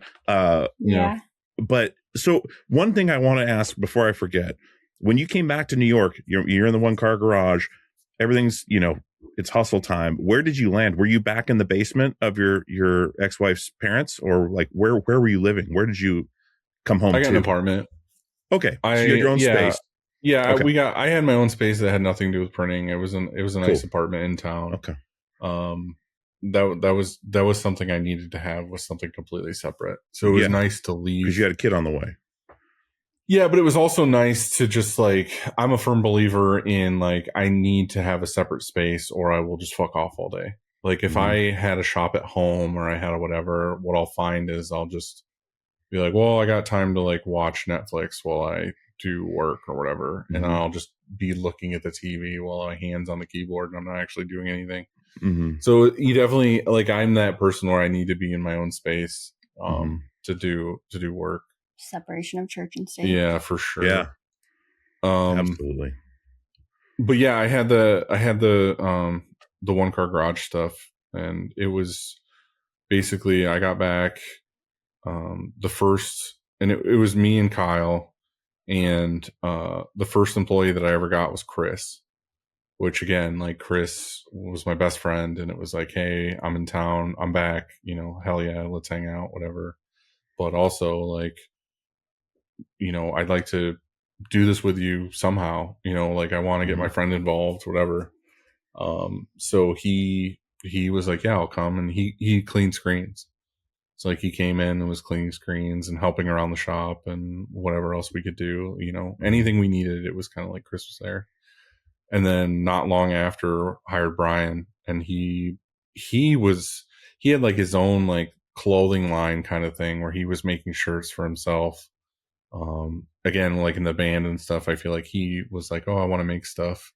Mm-hmm. So he had his own like little screen printing kit at his house, and he was making like clothing. So I was like, perfect. Like, Brian knows how to print. I'm going to hire him, and he's going to print with Kyle. And so we'll have two people printing. And I think they bounced around on those two presses, like the silver press and then the one like jalopy press that we had. So it ended up being like the four of us in that one car garage, and it was just super packed. We were counting shirts outside on sawhorses in the grass. Mm-hmm. Like, we had no other option. The place had like little to no heat. A lot of times things were frozen. It was something. Like, it was not a nice one car garage. Like, it was just like an old garage. Yeah. I don't want to say it wasn't nice. It was awesome. It was free. Mm-hmm. Jane and Jerry are like the nicest humans on the planet who let us use it. Jane would like make pies and stuff. Literally some of the best people I've ever known or met in the world. So I'm super, super thankful to be there and to whatever, but we outgrew that thing fast. Like, the first year. It could be all those things and not be a nice garage.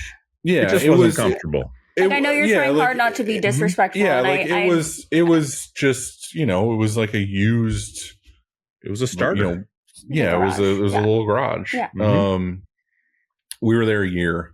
What kind of volume were you doing at that point? Like, on those two presses, like what kind of orders were you taking? Like, most orders were here, like 20, 200 there, or 20, yeah, 30? Yeah. It was very similar to, like, you know, a standard order now. It's 50 pieces, 100 pieces, 200 pieces. Mm-hmm. You know, tees, hoodies, long sleeves, sweatpants, like all the normal band stuff. Mm-hmm. You know, that was kind of it. It was just all manual printing. Who were the customers? Bands? It was almost always bands. Like, there were very little businesses or whatever. It was almost always bands. Did you print for some bands that blew up as well? That went on to do huge shit? He's like Anatomy of a Ghost. No, I remember we did a lot of Portugal stuff. The Man. I remember we did a lot of stuff for like Straight from the Path. And we did another big podcaster. We did a bunch of stuff. I don't know. It was a lot of hardcore bands. Mm-hmm. No way to know where they've ended up and what other bands there are. Were these bands that were hearing about you? I know you were selling, but like, were these bands that were coming to you like, oh, hey, we heard you did so-and-so's merch. Would you do ours? Or... that was almost all of it. Was just like, oh, we did all the merch for this band. They were on tour with somebody else, and then we would get them and whatever. But yeah, I mean, that's kind of what it was. And then basically a year in, it was too packed in there. It was that we had too many shirts and we had no place to move around. We didn't whatever. And again, like, I had no money. I was just like, I don't know what to do, but I guess I'll go try to find a place to rent. And again, being in that one car garage was when I tried to get, I've told this story on the show, so I know people have said it. I don't want to go through the whole thing again, but that was where we tried to get the New York Mets business. Was in there with two fucking manuals, and we drove down to the stadium. Me and Chris were there, had a meeting with them. They loved us, thought it was just super funny that we drove there and didn't do like a Skype or whatever.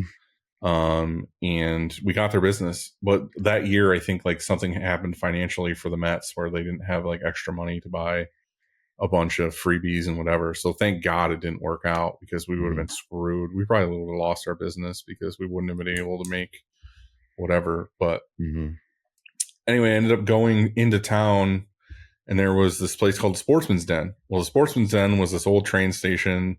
This guy, older guy, Hap, owned it. A fucking awesome dude, like local guy, legend, whatever. Had this hunting and fishing store. So like he had bait out front. He had, you know, bows and guns and everything inside. And then he had this big warehouse space where they shot like archery. Like there was a whole archery range, like indoor and everything. And I went to him because I knew they had kind of shut down the archery range, and they had this like warehouse space. I was like, hey, would you want to rent this out? Whatever. He was just like old and tired. And he was just like, you know what? Like, I kind of want to be done. Like, what do you think about buying the building from me instead? And this is me 1 year into business. I maybe have fucking $500 in my name. And he's like, buy the building. And I was like, there's no way in hell like I could buy this building.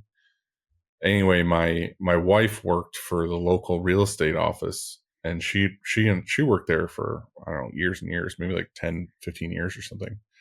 But like the owner of the real estate office was kind of like a mentor to me in like business sense wise, because I talked to him anytime I had a business question or whatever. And the nice thing about this guy saying he wanted to buy the building, I immediately went to Mike, and I was like, hey, you know, Hap's offering to sell me the building. I just want to rent it, maybe like, you know, $500, $1,000 a month or whatever, just rent the spot, whatever. He wants to sell me the building. So I went to Mike, and he was like, yeah, you know, the nice thing about that spot is like, he can't sell it through a bank because it used to be an agway forever ago, and there's like chemical spill outside. Like the soil will kill you if you touch it, kind of situation. Like, you know, the building is like old and kind of falling apart. Like it'll never pass inspection, like all this other stuff. So Mike ended up talking to Hap and whatever. And then Hap called me and was like, hey, this is the price. Like, Hap is the guy. Hap is the owner of the building. His name's Hap. His name is Donald Sherwood, but people called him Hap. That's what he was known Short for Happy. All right. Anyway, he basically was like like everything in small town is handshake deal. There's no like whatever. He basically was like, hey, I know you're trying really hard. I know your family. Like, I know you're a good kid. Like, I want to see you succeed. And he was like, this is the price. You know, if you can do it, whatever, just give me like 10 grand down, and then we'll do monthly payments of like, I think it was like $500 a month, basically. Jesus. Yeah. And I was like, all right, cool. So I ended up going to my mom and my stepdad, and they lent me the money for the loan, like for the 10 grand basically to put down. So I gave them the 10 grand, and then I bought that building. I was like, holy shit, like 1 year into this business, I'm fucking doing it. I own this building now. It's this huge building. Again, it was kind of a piece of shit. Like it needed a fuckload of work, but I was like, the roof doesn't leak in the shop anyway. I can plug things into the wall. Like whatever. Let's make it happen. Hey guys, I hope you're enjoying the episode so far. If you like what you're seeing, if you could please subscribe real quick and hit the like button, it would do awesome things for the show. Also, leave a comment. Let us know what you think so far. Appreciate it. Thanks.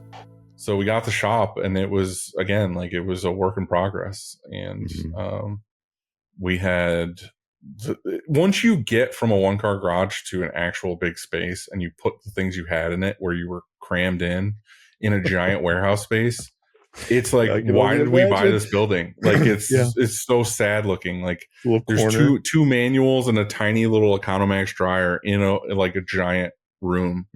It's like, this is embarrassing. So we ended up making a mini bike track. I was gonna ask in the shop. So we had like a track that went in around the presses and everything. Yeah. We had a bay, which was the delivery bay. Ended up just being a moped repair shop. Like we all had mopeds at the time, and we were just like working on them, and motorcycles, whatever, in that area. And then we had our office, which was just basically like computers and a desk in an area. But yeah, I've been there. That's the shop I have now. I've been there for whatever, 17 years or whatever, but it's completely redone. Like like every year, anytime we had money, we fixed something. And again, this is where my dad comes in of like, okay, let's, rip everything down to the studs and start over and whatever. So everything inside the building, which now it's us, a rental two big rentals. So I have like rental income from the building, and everything's been redone. So it's amazing. So I've had that for forever. But again, like it's hard when I do the podcast and I'm talking to these shop owners and stuff, and I'm like, oh, what you need to do is buy your own building and fucking be in the outskirts and work on it or whatever. And it's like, it's hard for me to give that advice because so much things fell into my lap or were like very situational. Like nobody that I know can ever be like, oh, I bought a building for less than what I bought a Sportsman press for. Like it's just not going to happen. So like I got lucky there. Yeah. So when I say like my building's bought and paid for and all this other stuff, it's like I got lucky. Like nobody's going to be able to do that unless they have like special circumstances or whatever. So, sure. But you it's made hard it for work. me to. Yeah, I made it work. A lot of people could get those opportunities and then completely fuck it up. Yeah, like you capitalized on these gains. He laid the groundwork prior to that. Like I understand it feels like luck to you. I actually wrote it down because earlier we were talking about like all these outside things happened for me. But I think that you often discount yourself and the tiles that you lay. Well, I think with a lot of that way. is like street smarts and knowing the right people and making relationships. And again, like living up to your word and like being a good person. Doing the right thing. Like if I was a shit person, he never would have given me like a handshake deal and been like, hey, let's do this thing. So again, I feel like a lot of it. Yeah, I mean, I might have. He didn't have ring cams back then. There's a funny story there too, where basically like I had destroyed one of my wife's family members' mailboxes with her in the car, and then it was just like this 15-year joke about how I destroyed his mailbox or whatever. But I got really good at it, by the way. Like I would destroy mailboxes allegedly. Let's say that from the driver's side, like I would have a Snapple bottle or whatever, and I would I would time it. You're doing 60 miles an hour, like throwing it from the driver's window out, and then you see it, like you have to, lead it, and then it just goes through the mailbox or whatever. Jesus Christ. He was not there. Legally, I don't know if that should be in here or not, but how long did it take you to pay off the building? You moved a year in, so you already had a kid at that point. I don't know. I feel like it was like a... Also, how old are you? You're like 22 at this point. Yeah, I was pretty young. On a railroad. I started everything basically when I was 17. Yeah. And yeah, by the time I remember I turned, I think 21, 22 maybe. At this point, I feel like because Grayson, how old were you when Grayson was born? 20. Wait a minute, what? 2? Who? When his son was born. Grayson? Yeah. That's my son's name. Oh, really? That's hilarious. Yes. He's 14. E-Y or A-Y? A-Y. He's got E-Y. My son's 15. Oh. Learning things. I can't believe I didn't know that already. So anyway, being there... I feel like we're so early in the story and we're already an hour and a half in. Podcast. There's no time limit. We'll do whatever. This is going to be the epic show. The thing that I learned in the beginning was the partnership thing.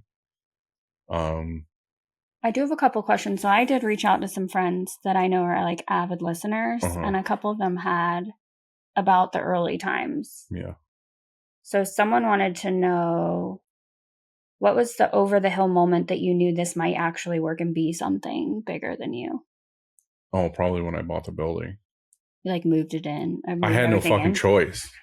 Yeah, you had that opportunity. I bought this building and whatever. I had to make it work, and that's how it's been since then. Is like, do whatever. This can't fail. Like whatever. I think when I left to go to Atlanta, I knew that I had a talent or I had a opportunity in my life that. Because before that, I was working at pizza places and fucking movie theaters and Sears and shit. Like I was just doing random jobs. Like it wasn't like, oh, you know what you want to do. I was just like, oh, I have a job to make money to have gas to go to the job again, or buy Taco Bell, go to Coconuts and buy some CDs or something. Like that was all I ever had. Job versus career. And then this was like, oh, I can turn this into a career. I can learn this skill. I can whatever. which again, like the hard way of doing all of this is the reason why I like doing like the podcast and stuff now, or educational stuff, is like, I know what it felt like back then of like having no idea what the fuck I was doing. So being able to be a person to be like, oh, here's some free education or whatever is just like super rewarding to like see people not get kicked in the dick. Which I did a lot. So you don't forget those ones either. No, I feel like they're never ending and they're daily, like for real. Like that's just the reality of it, is you walk into every day. It was like yesterday we were having a conversation about something that was stressful and a pain in the ass, and woke up today to a whole nother thing where like there were charges on my bank account that were like some like fraud or something. It's like you never like you wake up every day to some bullshit where it's like, and then Sam's, you know, someone charged like $900 to Sam's Club or something, and it's just like it's. I'm just saying, it's like a daily. You wake up and you don't know what's going to happen. Yeah, and there's things that you learn like, oh well, this happens and you shouldn't do this or whatever. But I don't know. What was your question? Sorry, I don't want to. No, you answered it. Chris from Tonal Range what was the moment that you knew it like might actually work? Oh, yeah, I think it's a mix of just. And it's okay if there's more than one moment. Yeah, I think going to Atlanta and making it successful for those 2 years, and then giving that build confidence, moving home, and then buying the building and whatever. I knew that it was possible to keep doing this as long as I just like kept on the track that I was on. Well, I know you forgot, again, just talking to people. You've talked about it on the show a lot, or brought it up a couple times that I've heard. But what period of time was it when you got your car repoed? Like when shit was down? Like I brought that up. I was gonna ask. When was that, and what was going on? Because you've brought it up as kind of like I kind of identify with what people are going through when they're going through like a tough time, to bring up then your experience. But what was your experience there that caused that portion of the story? I think up until this point, everything's just been like luck, or the barrier of entry for this whole thing is so minimal. Again, all I had to do was sell a motorcycle to have enough money to buy a setup to start printing shirts. And then you have a connection of somebody on the internet who's willing to give you $500 to print shirts. And you're like, cool. Money left over after this is like $200 or whatever it is. And you're like, cool, I have $200. Well, I guess like we're each getting $100 this week. You know what I mean? Like it's stuff like that where it's like minimal amounts, and you're like, cool, well, we printed a couple jobs, here's some money, let's just fucking blow it. Or like, we need a new laptop, let's just take all this money and buy a laptop without doing any research or like thinking through of like, well, we should save this because in January we're going to be slower or whatever. Like the first 5 years in business, again, like I'll say vulnerably, were a shit show when it came to finances. It was just like jobs come in, jobs go out, and the money that's left over or whatever is just like whatever. It's like, cool, I have more money to buy more pizza this week or whatever. And then also like at times for sure I was robbing Peter to pay Paul. It was like, oh, I do have an electric bill, I do have to buy this, I have to whatever, or the dryer broke or whatever it is. And then it's like, okay, cool, well, I'll go get 2 more sales, I'll take the money from that whole order. So say someone buys an order for $1,000. It wasn't like, well, 500 of this is for blanks, like set aside, and then 500 of this is money that I can play with and buy the new dryer. It was like, no, $1,000 came in, $1,000 went out to buy the new dryer. And then I had to be like, oh, well, I got to get another order in to pay for that guy's blanks so that I can get that job done. But there's never a guarantee that you're going to get that next order to like get the money to pay for the thing you already promised.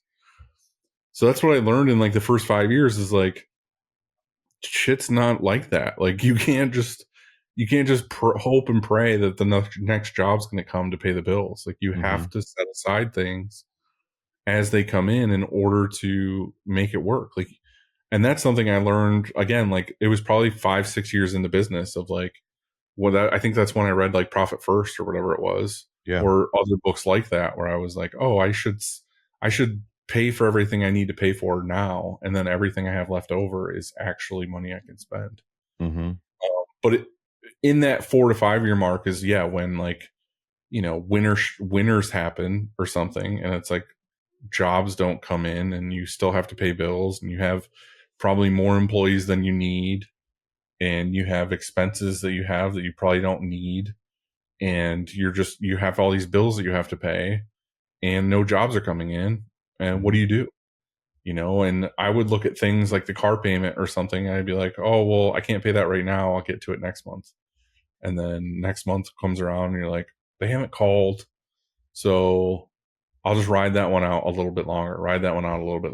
And then I remember one day I was like sitting at home and I heard like the beeping noise, like a truck backing up or whatever. And I was like, what the fuck is this? I look out the window and it was a wrecker like picking up my car and taking it away. And I remember running outside and I was like, hey, no, what are you doing? Like, I can pay this right now. Like, I'll call the they're like, dude, it's too late for that. Like, it's out of our hands now. Like, we basically have to take this.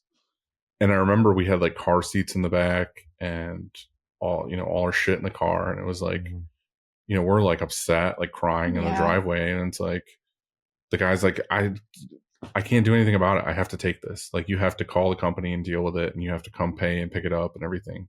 He's like, I'll let you take out some of your shit out of the car, but that's it, like your car seats or whatever. So I remember we took car seats out and everything, and they just like took the car. Was it your only car? Yeah.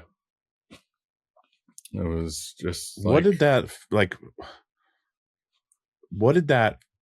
feel like? I know you're like, say you're crying in the front, but like, what did that feel like? Like, you have your own business, like you have like all these things were working.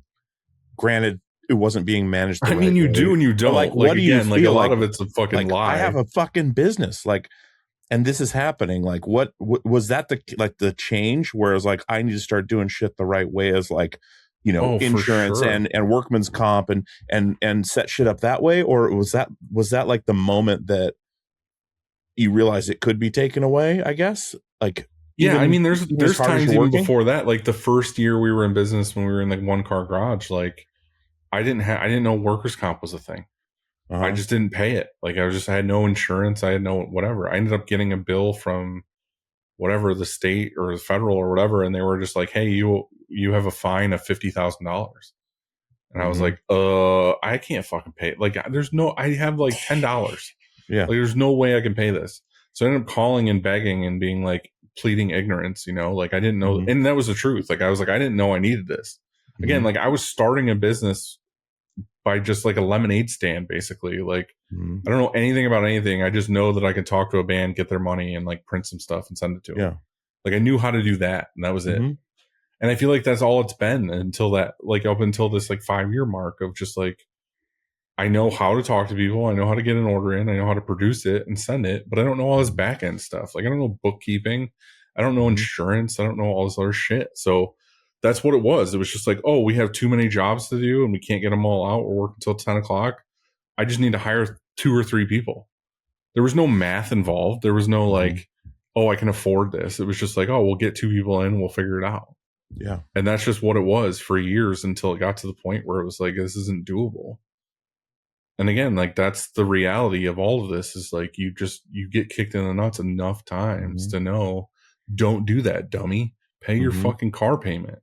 Or pay the electric bill. Like, I've had the electric shut off at the shop a bunch of times in those years of like, oh, I don't have the money, and they came and shut it off. And then it's like, it's funny how fast you can come up with the money when they shut the power off. You know what I mean? It's like, oh yeah, I can make that payment. But it's just stupid shit like that. Like just being an idiot. Like I should have fucking paid the bill. I should have done the right thing. I should have done the research to figure it out. I just was too in the moment of having fun with my friends, dicking around, playing video games and printing t-shirts and riding mopeds to be like, oh, I should learn finance. I need to be better with money. And like ever since then, I have been knowing how much you've like value taking care of people and how much you love being a dad. It makes me really sad to think of how you felt in that moment when they were like, oh, it was the worst. I can't even imagine, like it breaks my heart to think about you. It's the worst. Like just knowing how meaningful those things are to you. Yeah. It's like, I feel like I that will had to have find- changed something. I in you will for also sure. find like any opportunity to do it. Like I've sold a vehicle, like I sold a truck once that I had to make payroll. Mm-hmm. But that's like not telling anybody either. Like you don't want to tell them like I don't have the money to make payroll. I'm gonna sell. It was like, oh, I just felt like selling my truck on Craigslist. Yeah, that's the Even though dad it's thing. like There's my things only you fucking don't say truck. to your kids. There's Right, you're things just you like- don't say, and you know they're happening, but you don't say them. Yeah. That's very So anyway- a dad thing. Yeah. Anyway, we were doing good in the sense of like we had a good name. We were printing cool shit, which we've always done. Like we've always been really like, we just want to make fun stuff for bands. Mhm. We want to try new things. We were really good at social media. I was really good at talking to people. You're good at So the I was craft. doing, yeah, like I was Also. good at the art and the craft and the fun and the learning screen printing or whatever. I just always sucked at like the, businessy money side of it until then. Mm-hmm. And then I started learning and I started reading books and I started figuring out like how to save money or invest money or whatever. Mm-hmm. And then, yeah, I mean, it was before then. It was before the 5-year mark, basically, though, where I had to say goodbye to my partner. And that's something I think we should talk about without Yeah. getting into too much shit talk. But basically what had happened is like I was super, super invested. Like this was my baby from the beginning of like, this is what I'm going to do. And again, like, I'm not going to say fail. I'm not going to quit. I'm just going to keep going. Mm-hmm. But having a partner who basically just wanted to come to work and like work their hours and go home without responsibility or, Mm-hmm. Whatever. And it got to be where it was like, hey, me and some of the other guys are working on 4th of July or whatever, because we have shit we have to get done. Mm-hmm. He would just be like, I'm not working today. It's 4th of July.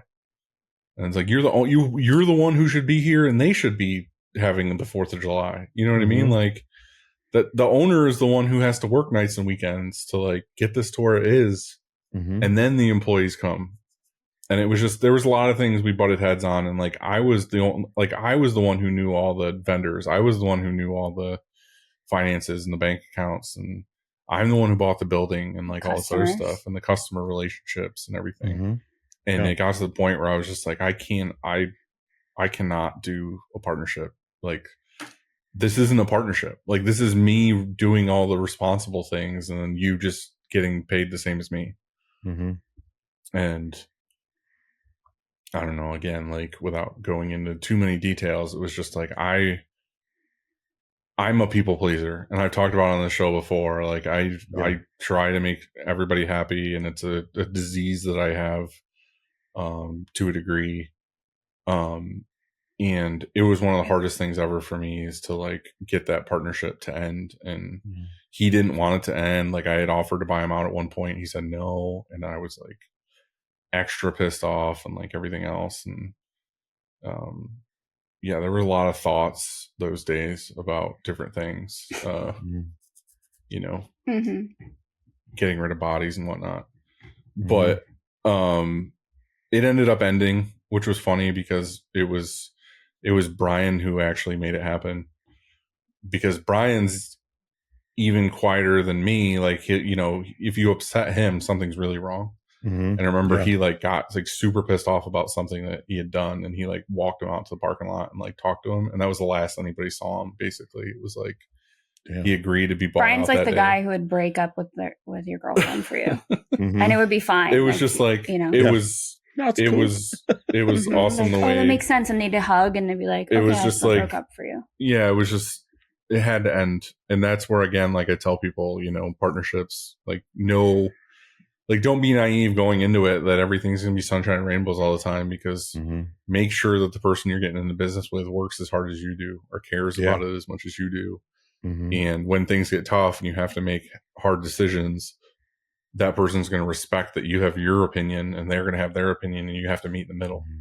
Because if it's their way or no way, then it's not going to work, Mhm.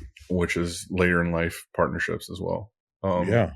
But But also something you think you've learned, we've talked about yourself, is that you don't like having difficult conversations. I am the worst at conversation.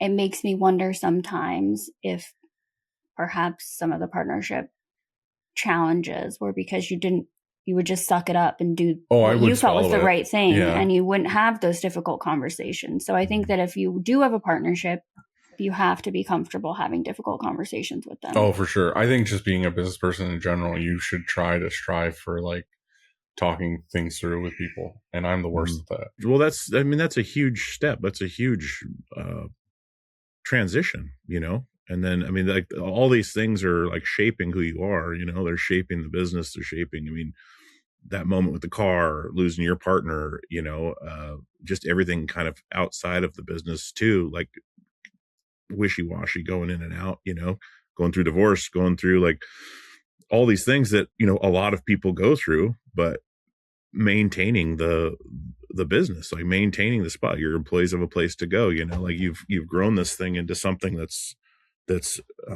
amazing, you know, like.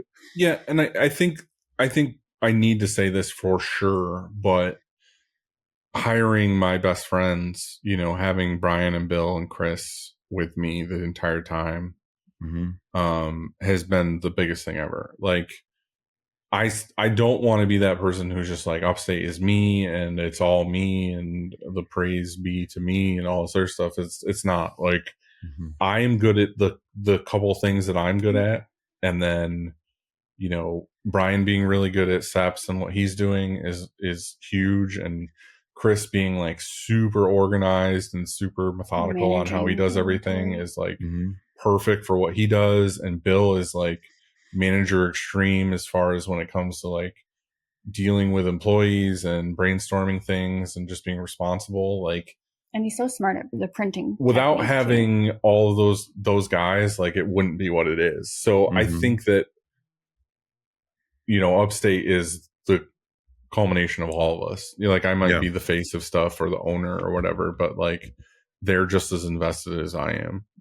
So I think like you're the boss of the band. Yeah, it's the band basically. Yeah, it's like they have the creative whatever, and I have my management whatever. But say you're the Tom Hanks in that thing you do. Yeah, I'm just Tom Hanks. Tom Hanks. You're just Tom Hanks. Yeah. See, it all comes back around. Yeah. It all comes back around to Tom Hanks. As usual. Man.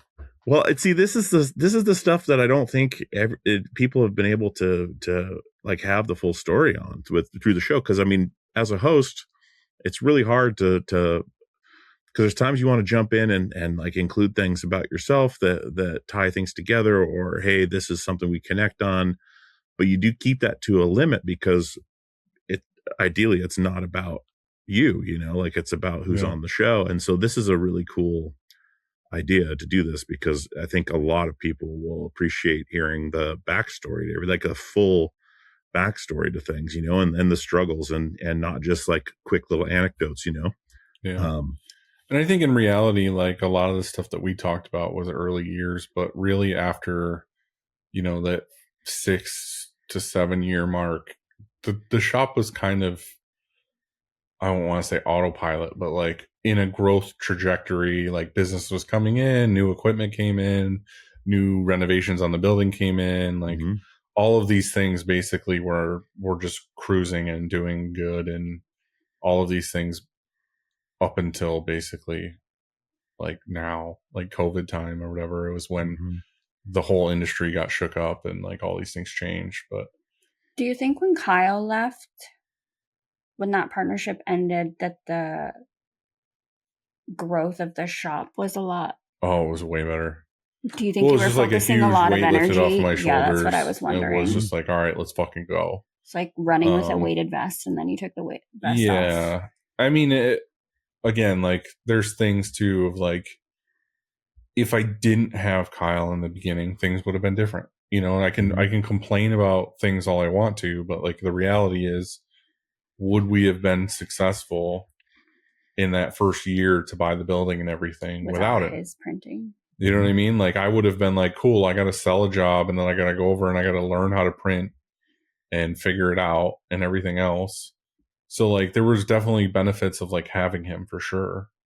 Like those first whatever couple years it was, because I could focus on the office stuff and I could focus on getting in business. I could do this, but the reality is like that's that's where it ended. It Was ran just its like, course. yeah, I had somebody in the beginning who knew how to print, and I could focus on what I was good at. So again, like, I don't want to say, oh, I'm the star or whatever, and then this other person came and went and fuck them or whatever, because that's not the reality. And that's what I want to say in this too, is like, all these things that happened to me, I'm glad they happened, because then things wouldn't have worked out the way they did.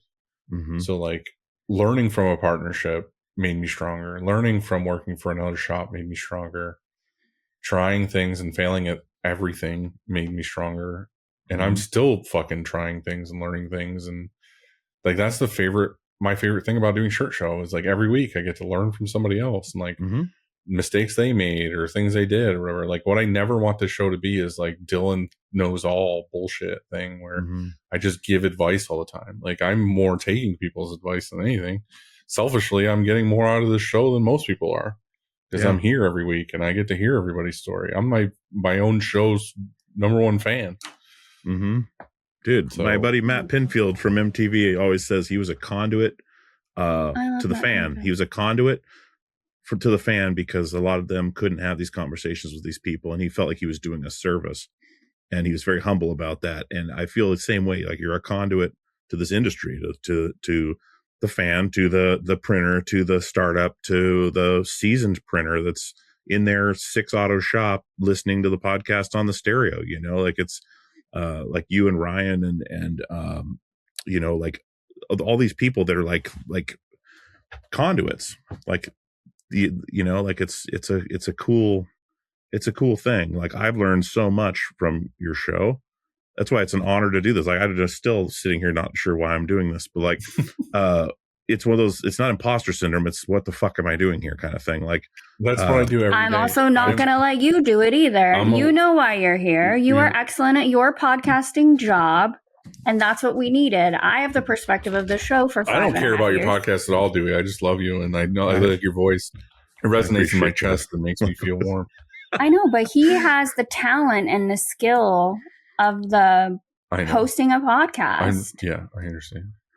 Well, it's people, it's connection. Like you're talking about, like, you like you know, you talk to people, you're good at talking to people. I just feel comfortable in that moment. I feel comfortable speaking to people. I always have. My dad was that way. Like, it's just, I carry it on, but like, I've learned so much, you know. In Christina, we're texting all the time, like ideas and what do you think about this, or what, you know, it's so inclusive. And I know it wasn't always that way. And but I do want to say though, like, in this journey of, you know, like starting the business and all this other stuff, like, one huge thing that made a big difference in my, I guess, say, success and growth and whatever, is just like being super eager to learn and like wanting to get involved as much as possible. And I've always been that way. Like, basically my story when it comes to like the industry, because we're talking about the podcast and stuff, is like,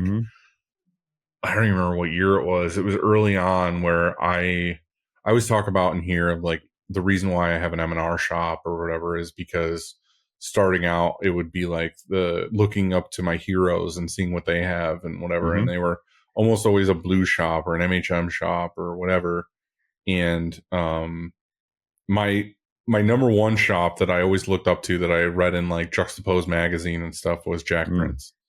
So like, I would see their ad and it would always be like their MHM press or something. And I was like, oh, I want to be like Jack Prince one day and whatever. And then other shops I looked up to at M&R and everything else. So it was like, okay, cool. And my first dryer was the Economax. So I was like, cool. I got one piece to the puzzle. It's like when you're a poor kid and you want to have like a really nice BMX bike and you get like one part on the bike that's like name brand. And you're like, cool. Now I can make the rest of the bike be Profile or, you know, Matt Hoffman or whatever it was. It was like, okay, cool. Like, let's add all these parts together. So I think with M&R, it was like, cool. Like, you know, we had a bunch of random manuals, and then I finally got my like Sidewinder manual, and I was like, cool, I've got a legit manual now. I can check that off the list of like all these other jalopies out of the way. And then it was like, okay, cool. Our first auto was a Sportsman. It was like, sweet. So anyway, when I bought the Sportsman, I now was starting to get attention from reps. Like reps were coming out from NASDAR or whatever, from M&R, being like, how can we help you? And like, we want to make your experience Because better. you got an auto? Because I got to the point, I think, where they needed it. Like, there is a point in your career. I mean, you just had Ryan show up, but I'm just saying, like, at So some weird. point you get to a point where, I mean, this is just business, where Yeah. you get to a point where you are a customer now because you're buying something at volume or at scale, where Mm-hmm. they want to start talking to you more because they want to make sure that you're taken care of so that you'll buy more products. You know what I mean? Like like an ink manufacturer is not going to show up at your shop and hang out and talk about printing when you bought a quart kit. You know what I mean? Like, they don't know if you're serious enough. Like, what are you going to buy a gallon a year? Like, what's going to happen? So like at some point when you buy an auto or you buy more ink or whatever, like reps will start showing up more often because they're like, how can I help you get to the next level where you're going to buy more ink or more presses or whatever? So anyway, NASDAR started coming by and all these other things. And I ended up talking to the M&R rep who came out, and basically like Rich Hoffman was still there, but he was about to retire. And I had all these ideas because we had like a really well engaged like Instagram. Like we had a really good following, and a lot of people liked what we were printing and what we were doing. And I just liked doing social media stuff a lot. So I said to him, I would love to meet with Rich and just like talk about how I can help M&R with social media stuff. Or I would love to make prints and be able to tag M&R and say like, hey, we printed this on this press and we're proud of it. And then get to see that your like hero manufacturer or whatever is reposting your stuff, being like, oh, well, if you want to print like Upstate merch, buy our press or whatever. Like, to me, that was like fulfilling a dream of me looking at stuff in Dance Comp magazine or whatever and being like, I'm included, like I'm involved. So anyway, I went and met with M&R, and that started a whole thing where Rich was the fucking like a hero of mine and walked me around the manufacturing facility and showed me everything, answered all my questions, hooked me up with some stuff. They never like gave me anything, by the way. I don't want to say they like gave me free shit. Sure. Because they didn't. They have a strong policy of like, we'll help you however we can, but we're not going to give you free stuff. It's not going to happen. But anyway, like it was just really nice to get involved with them. And I saw some doors opening to, something happens or whatever. I could call my buddies at M&R and like get a little bit of more help than I would if I just called customer service hotline or something. You know what I mean? Yeah. And then I was like, cool. Like I want to learn more. Like I got to see a facility that makes equipment. Like I want to see a facility that makes apparel. I want to see a facility that makes inks. Like I want to learn all this, stuff behind the curtain that not everybody gets to learn.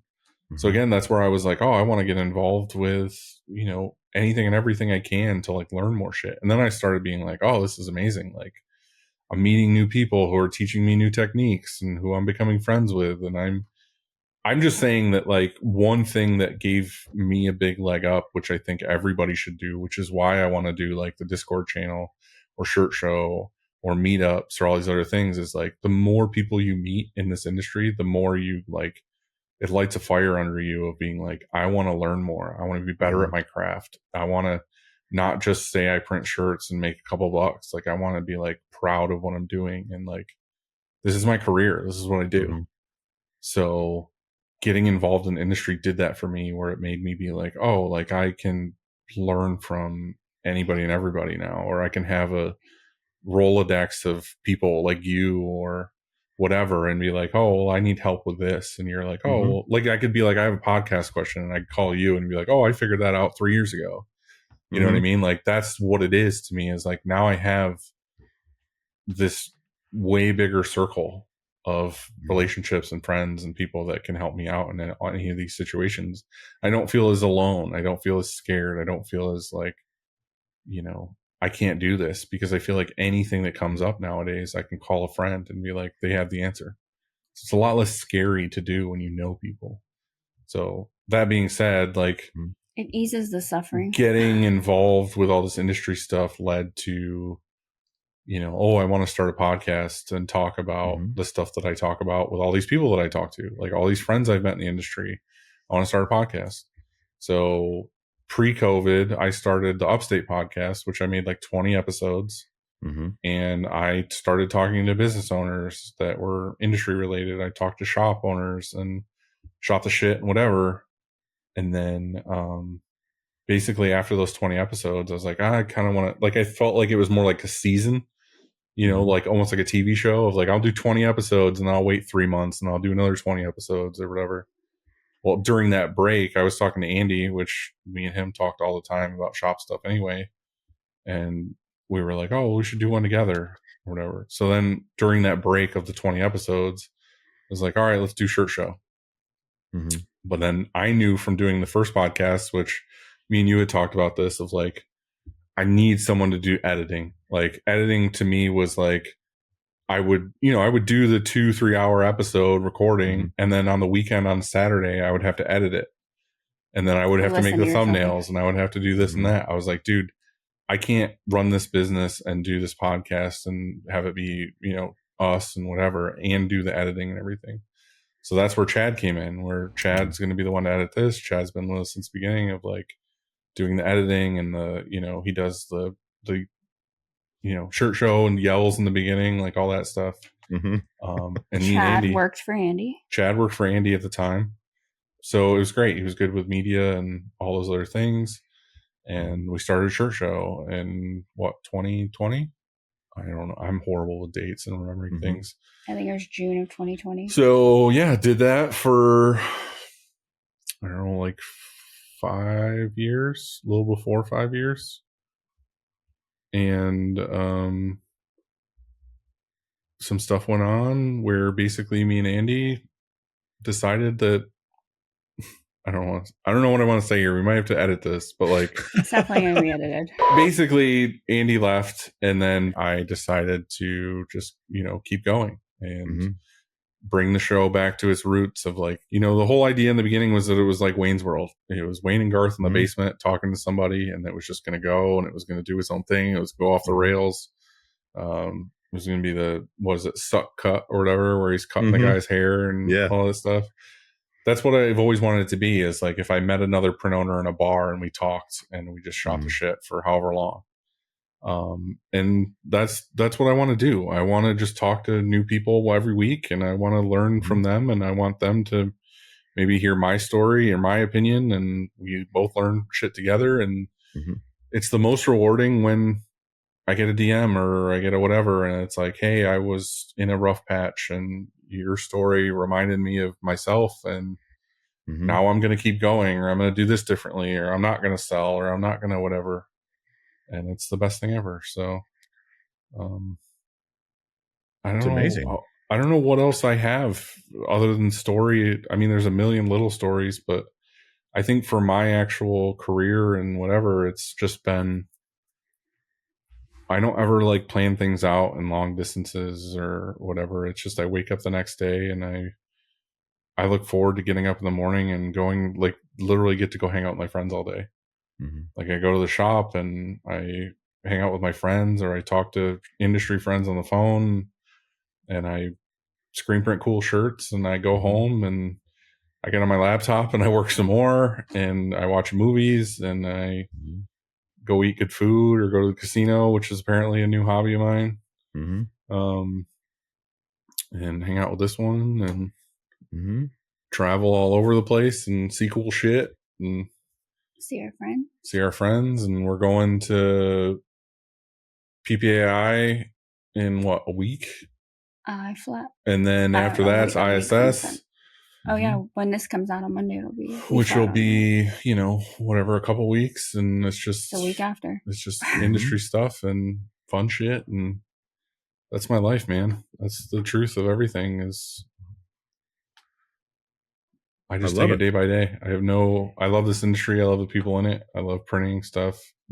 I love my best friends. It's what it is. It shows, man. It shows. And I was so excited to do this because I wanted to hear where all this came from, because I was immediately hooked in when I listened to Shirt Show. And I mean, just, I'm thirsty for knowledge, but also it was enjoyable to listen to. It was real. It wasn't clinical. It wasn't business. Like, it was just like a real thing. Like you're talking about, like the Wayne's World thing. I think, do you guys do like a at these events, do you guys sponsor like events like a happy hour, like I know a lot of the podcast conventions, there's always like Shure or Rode would sponsor like a after party or something. Yeah. I'm thinking the next step, and we can talk about next steps for already Upstate. happened. We have one. Well, I mean, we go to all these conventions. Why don't you make Shirt Show and make it that like kind of Wayne's World-ish, kind of not off the cuff, but kind of like left of center, kind of wacky print show, like a trade show, but actually call it Shirt Show, but do it your way. Yeah. Have M&R and all those guys, but have it be a little different, like. Yeah, we do a couple things things like that where basically I have a travel kit and we'll go to trade shows and we'll sit down at somebody's booth or whatever and we'll do Shirt Show episodes. But I don't know, 4 or 5 years ago or something, me and Andy decided that one of the nights of Long Beach, we would do a happy hour where it was just a meetup. Like we wanted to have a meetup of Shirt Show people, listeners and whatever. And it was awesome. Like we packed the fucking place out. People were in the streets. It was like a real small place. It was a brewery and we did it So at, awesome. and it was like super full. And then the next year we were like, hey, let's do it again, but let's like tweak this. And then it was like even more people and it was like even more packed and, which is awesome. Like, I don't want to hype that up and say, ooh, look at me, it was packed, but like, it was fun. Like everybody came out, had a good time.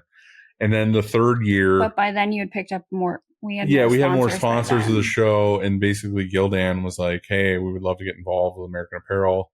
And also they were involved with Live Nation. And then, so basically we were like, hey, we want to sponsor the happy hour. I was like, fuck yeah, this rules because we can have more behind it and we can make it a better place. And they got us like a really sweet venue. And we have now bands play. Do you remember what happened the first year they did it? Crane games and like all this other stuff. It's a good time in Long Beach. But aside from that, like we did spring break and summer camp is what we called it basically, because we wanted to have like a camp where people could come learn about white ink.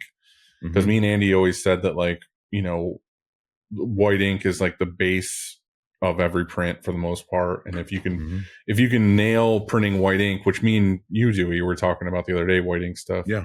Like if you can nail that, you can do most of the rest. So we were like, all right, let's get our, awesome friends in the industry, people who are the best in the dark room and people who are best with ink and people who are the best at reclaim and all these things together in a room and, have like 50, 60 people sign up, come, and then we can learn from step 1 to step 6, like how to print the best possible ink. And this is the squeegees to use. This is the pressure and angles and the mesh and all these things. And it's been awesome every time we've done it. So, I'm going to be bringing that back and doing that, this year. Hopefully we're going to do a spring break and a summer camp and I don't know, we'll see how it goes. But yeah, I want to do more stuff with the show. Like I want to just have more, education and stuff, which is why like, in January this year, when I started, doing everything by myself, we put a big emphasis and hired Jared and, Christina to do more and whatever. We ended up making the website like a whole thing now. Like it's got articles and it's got all the shop hacks. And I asked Jared for questions. He's one of the people, and one of his questions is, why is the website so good? Your website's so good because of Jared. You went to Jared. But if you don't know, like if you're listening to this, like if you go to shirtshowofficial.com, like there's a ton of stuff on there where I'm getting more people to write articles.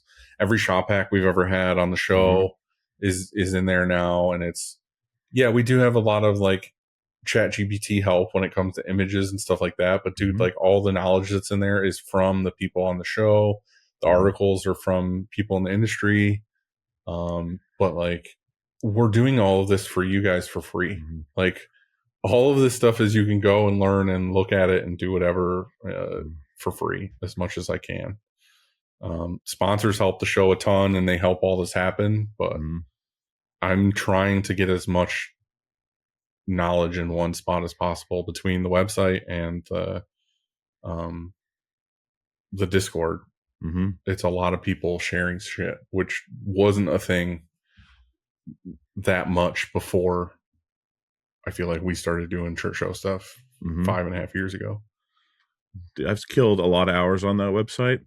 And the best part about it is that the ChatGPT images and stuff like that, like it's consistent. So it makes sense. It almost reminds me of looking at. We wouldn't be able to do it without ChatGPT as far as like imagery The and imagery. whatnot.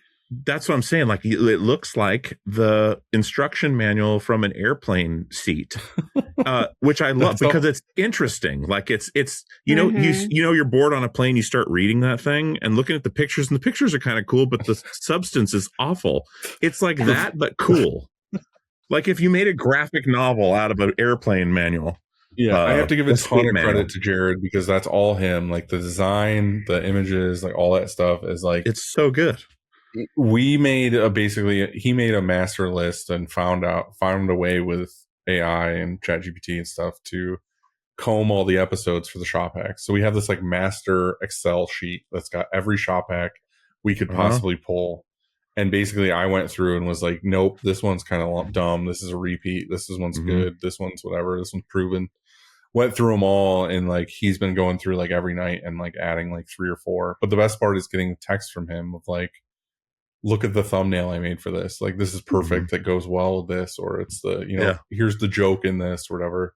They're all because of Jared's prompts. It's like Jared really is the master behind this. Jared's the master behind the website for sure. Well, and the AI images specifically. So it might be one of the best screen printing tools around is that website. Like for someone starting out like me, like it's a, not a Bible, but like, it's like a spot I can go and just like kill half an hour and like start searching through things and learning something. And because that's what I want to come from it. And for other friends too, like we try to push, like Matt with like Screenprint GPT and stuff like that. Because anybody like, Tony Palmer or John McGee, John's been huge with as far as like Kevin the newsletter, and Kevin as far as like sharing stuff, and all these people are people that I know in this industry that like have a ton of knowledge. Like they're amazing at what they do, but what I'm trying to do is get them all to share knowledge in one spot to where you can discover it. You know what I mean? Like you might not know John or Tony or Kevin or whatever, but like you might be reading an article from John and then discover Tony's article and then discover Kevin's article and stuff. So I don't know. That's what I want to do. I applaud. I mean, your story is awesome. And what you guys have built is amazing. And coming into this industry new, like I am, and stumbling across this and then be like, whoa, okay. Like a wealth of knowledge, and doing the podcast like this, like, these kind of things where I can answer your guys' questions, it feels so good because you guys have done so much for me, and I just feel like I can't do anything for anybody at this point yet. But like when you guys have like a technical question or something about podcasting, or hey, would you do this? Absolutely, I will. Yeah. And the same thing with Ryan and those guys like that, or Zach Acorn, like what? I can't do anything for you. Like I can't, and they're like, they don't worry. They don't want it. Yeah, it's so fucking weird because they're paying it forward. They already got it. It's wonderful. But like I just want to say like how grateful I am for both you guys to be so welcoming to me and be putting so much work into this. I know the podcast side and what goes into it and what you get out of it, both personally and financially. Like it's just not. It's a labor of love on all aspects, unless you're Joe Rogan. And getting $100 million, but like it's literally a labor of love, and it's a lot of work, and like a little less than that. But it's like, to be truthful about it too, is it's one of those things like to credit of Zach and Ryan and all these people that you've met and whatever, is it's like for so long, if you're a screen printer or whatever, and you go out into the wild of all these other people who are doctors or other business owners or whatever, I feel like we're always looked upon as like, oh, you print shirts in your basement. You know what I mean? Like here's the pat on the head kind of situation. And then you stumble upon somebody else who's like, oh, I like screen printing. You instantly are like, let me tell you everything I could possibly tell you, because you're excited to share. Yeah, you're excited to share this shit because you're excited about it. Like you love it. And there's somebody else who's like kind of loves it too. And you're like, I will tell you anything you want to know. And they're like, well, I can pay you for your time and knowledge. It's like, nah, dude, I just want to tell you everything I know because I'm excited that you're excited, and that makes me happy. Yeah. So I think that's a lot of it too. It's just like, other printers are excited to share too, because it's We speak the same language. yeah, and we know that the kind of people who are doing what we're doing are very similar human beings.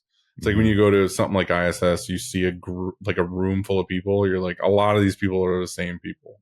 Like we're different, but very, very similar. Yeah, it's very how to fix this on the fly. Similar humans. Yeah. Someone needs to make a like meme. tech Maybe checks Shirt are Show always- can do this, but make a meme of that scene from Scary Movie where he blasts her against the ceiling with the sauce, and it says like new screen printers knowledge dump or something like that, or like when you meet a new printer or something like that.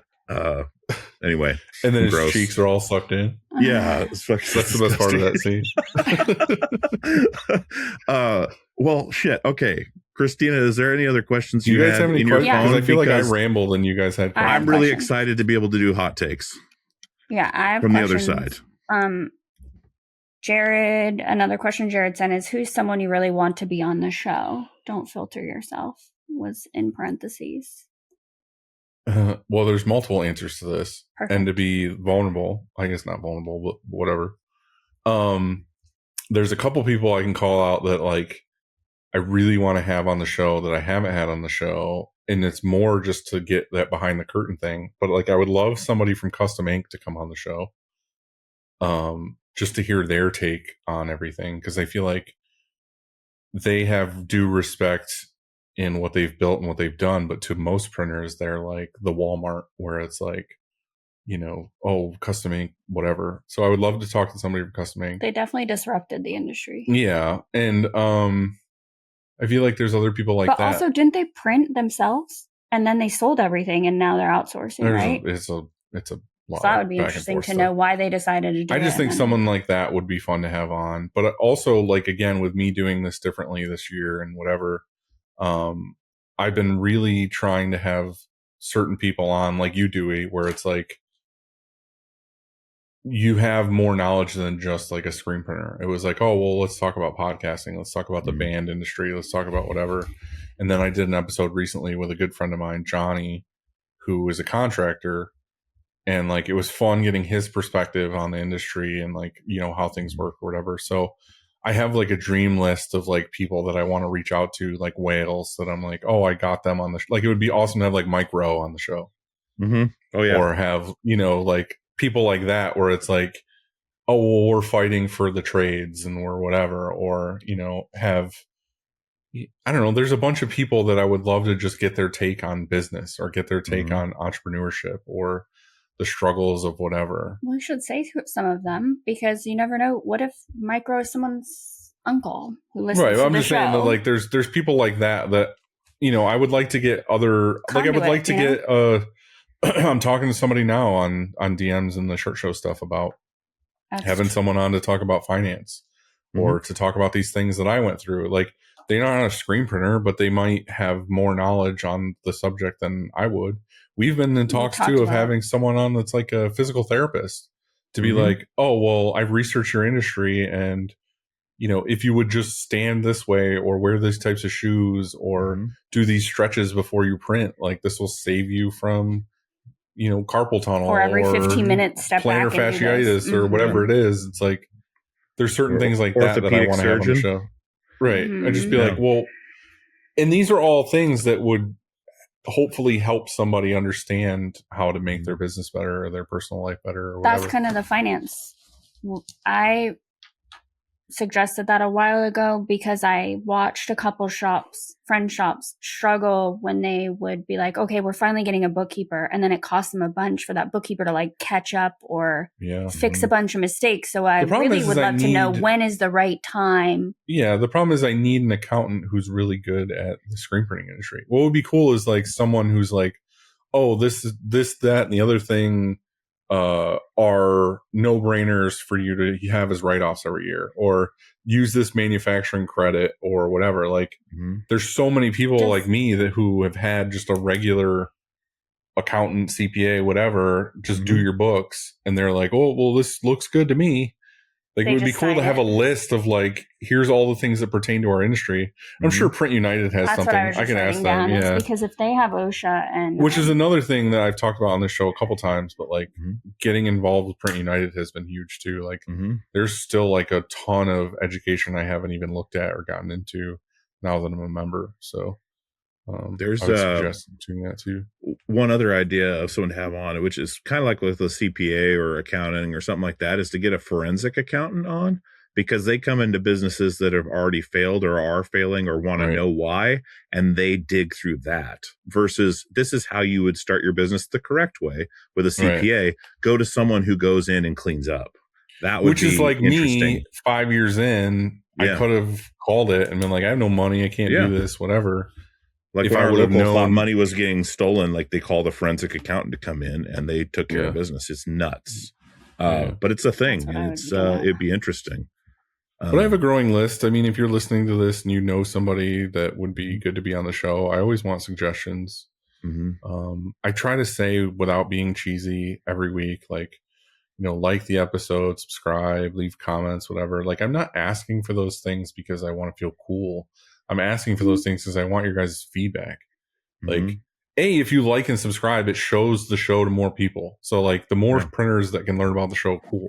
But like, I want your comments because I want to be like, oh, well, I really liked that this was the thing. And then it will make me be like, oh, well, a lot of people want to hear about this. So I'll get more guests like that. But if you fuckers just listen and never say anything, it's hard as fuck for me to find out what you guys want to hear about, because it's just what I think. So be more vocal. Like, tell me things. There are a lot of people who comment and whatever, but it's always behind the scenes. Nobody wants to like say the thing out. And everyone wants to be a gangster until it's time to do gangster shit, bro. Uh-huh. Yeah. That's the way it works. What's something listeners wouldn't know about the podcast? That it's a fuckload of work. So much work. It's so much work. I'm coming up on 4 years of doing this, and every week I meet with a guest for the behind the scenes, I guess you might not two. know, is like, you know, we have to find people to be on the show and, you know, get their interest in like a conversation or whatever, and then that information gets gathered and send it to Christina, and then she basically does a tech check with them. So she'll talk to the guest maybe for like an hour or two, where she should probably only talk to them for like 15-20 minutes, but she gets this whole list of like, this are things that's interesting about this shop or whatever. Well, like what you're talking about, a lot of printers in the industry are the same. Right. And she gets I've them to open learned up that they don't go on video meeting. They don't know how to talk about themselves, and they're not used to being on camera. Some of them don't even know how to use. I mean, we say use tech Zoom. check, but it's more like get their camera right, get their audio right. But then she asks them a ton of questions that gets them, oh, I do have something interesting to say, or this is a topic that's near and dear to me or whatever. And then she kind of just gives me that ballpark information where and when I record, I don't have anything. Like right now, Christina handed me a notepad to write stuff down, but like most of the time what's on the notepad is shit I need to tell Chad to cut out. Like it's like, oh, I talked about this and I said a thing that's going to get me canceled. Like cut it out. Like 9 times out of 10 when I'm talking to somebody on the show, it's like, it's just off the cuff. Like I'm just making it up as we go along. Unless it's something very specific that Christina's like, hey, they really want to talk about this. I'll have a bullet point that just says mention at some point, like this thing.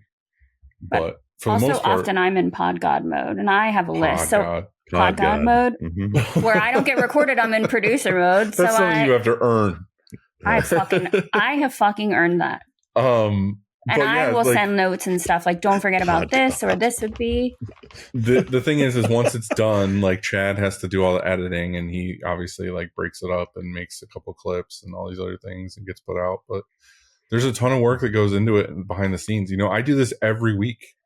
Like I do for the past 5.5 years. I've done an episode every week. Like no matter what we're doing. Like right now, it's like fucking New Year's Day. Like at 8 o'clock at night. Yeah, like I could be doing anything else, but I'm like, you know what, we got to get an episode today. We got to get one done. You know, I've changed plans. I've flown home early. I left Disney once with my family went back to the hotel to record an episode and then went back to Disney just to not miss an episode. Like, That's the grind. I've missed one episode this entire time that I've done this show, and it was because I was in Mexico with no service. Mhm. Like, I had full intention of To doing record on that the boat. episode on the boat, but I couldn't because there was no Wi-Fi and it wouldn't have worked. So, like, last minute, I had to be like, hey, you have to do that episode without me. Mhm. But, like, And Nick Wood stepped in. Thanks, yeah, Nick Wood stepped in with Andy and did an episode. But it was just like, that's the thing that people don't realize is like the time and energy. And like every week, it's like I sit down for, 3 hours and talk to somebody. But Mhm. other than that, it's a ton of research too. But I don't know. I love doing it. Like, I don't want to make this sound like a burden. You're but not. it's like, You're not making it sound like a burden. I it's just a lot Just the goes question into was it. asked. I think that people think that podcasting is easy in general, and they're like, Yeah. "Oh, we'll just get on and talk." That's And also something I hate, by the way. Like, I hate, and Dewey, you might have an input on this too, of like all the stuff of like, oh, it's another white guy with a podcast or something. And it's like, I hate calling it that I have a podcast. I hate saying it. Like, it makes me cringe, but like, Yeah. I love the actual art of like talking to somebody and having a thing and sharing it with somebody. And having it be entertaining without trying. Yeah. and having That's the like hard we've part. created not just a following, but I think a strong community around it. I think that that's Yeah. not common. I just don't like the whole, I have a podcast too. It's like cringy as fuck. But That's how I get introduced all the time, and not by me, and I hate it. yeah, I just, Yeah. It has nothing to do with anything, and then all of a sudden we're talking about that for the entire lunch or whatever. It's like, okay.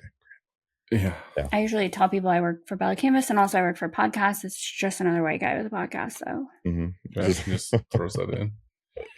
I take care of all those. Any other important questions before we get Yeah, to what's the the future of Shirt Show in 2026? Jesus. Take it every week at a time. 52 more Um, episodes. No, again, like the future of Shirt Show. This is one down, 51. Mhm. The future of Shirt Show for me is to try to get more bigger, entertaining guests that can give more information to help the industry any way I can. I do want to bring more spring breaks and summer camps. We kind of did a bunch and then stopped. I want to bring that back to where it's twice a year, different places. Are they only going to be on White Ink, or do you think that we'll expand? Well, we'll to probably try to expand into other things, but the white ink thing I want to do at least a couple more times, or at least once a year, because I feel like it's such a key foundational thing that we should probably always do at least one in the spring or one in the summer of a white ink, and then maybe another one will be introduced, whatever. I don't know. We're winging it. I have no idea. Like, it's just, we did one and it worked really well. And, we only do like 60 people at a time because we want to make sure that the groups that go to each thing have small groups where people can actually interact and have a conversation. You can't have fucking 30 people at one station. around it's one not gonna print head. happen. Yeah. Mhm. So again, like we might be like, oh, we've done 4 white inks, but really we've only touched, 200 people or whatever. You're touching 200 I'm people. touching all of you. Mhm. How do you want Shirt Show to be remembered?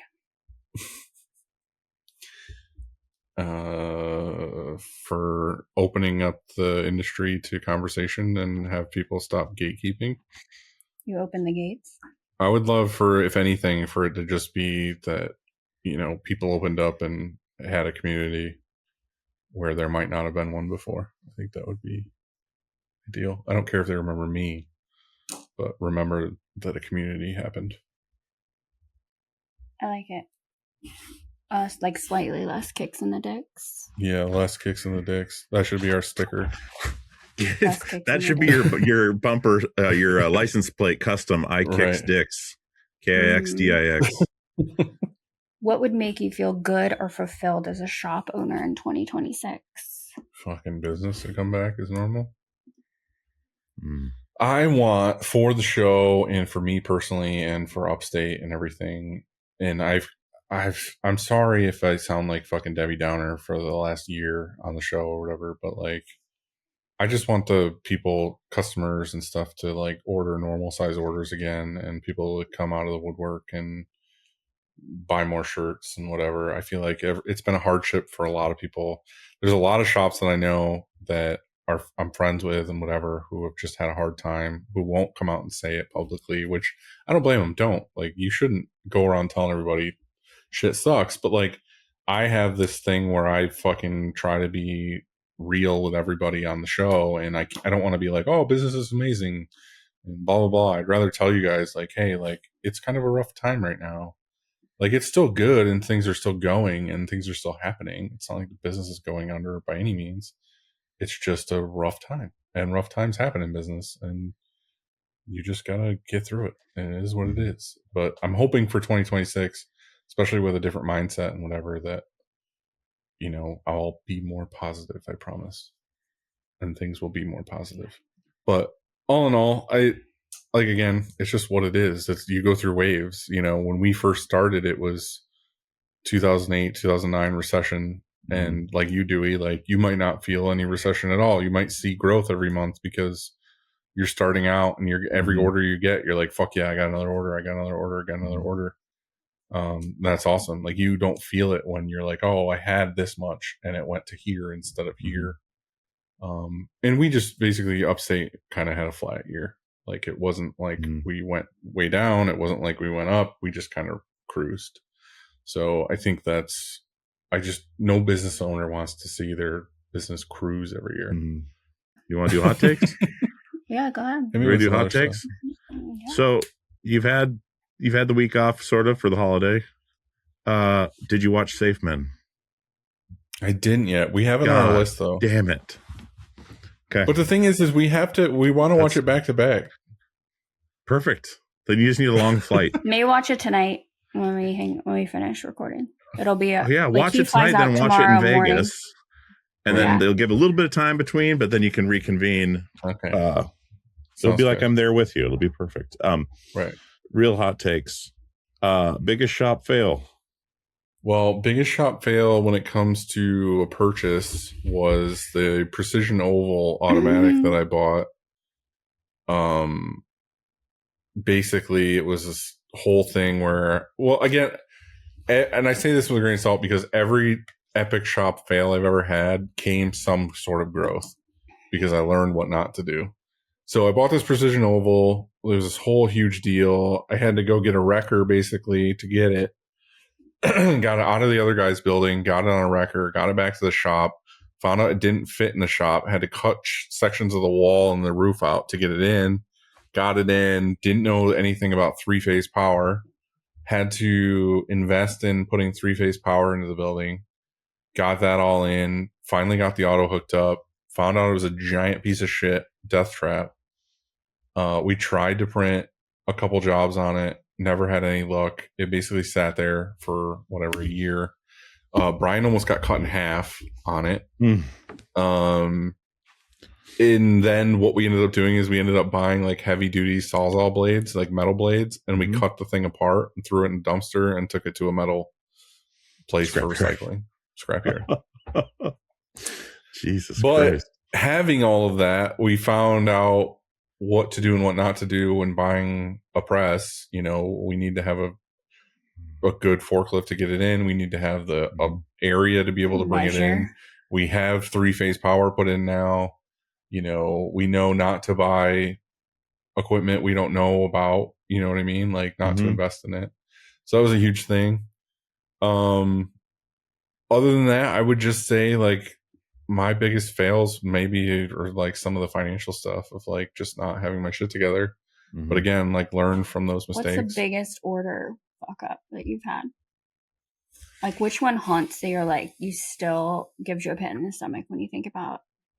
Have you ever had to use insurance for an order? No, we've had maybe a few bigger orders, something wrong. The one that's always funny that sticks out in my mind, and both of these people don't work here anymore, so I can say, was we had a 500 piece order once where the two guys on press were probably just goofing off too much or listening to music or whatever. They printed all the sponsor logos on the front, which I don't know how you do that. I don't understand like how you even remotely thought that was what I think it's called marijuana. Yeah, it was probably the case. But I think honestly the ones that haunt me the most are some of the bigger clients that I fucked up something somehow that they're just not clients anymore. You know what I mean? Like they're like, we used to do a lot of work for Macintosh, which is like the audio company. They're from like my town. Amps and stuff. Yeah, they do like tube amps and like high end stuff. They're in like Jeeps now and shit. No, good stuff. But Like John Mayer wore a shirt that you yeah, printed. like we printed stuff that like have, you know, big people have worn for Macintosh. But we just lost the customer because we didn't like pay enough attention to them, or, you know, whatever. We had a price hike at one point and didn't like talk them through it, and we just lost them. And it was just one of those things, like we've tried to get them back, but they have a new place they love now and whatever. And it's like stuff like that like keeps me up at night, where it's like, fuck.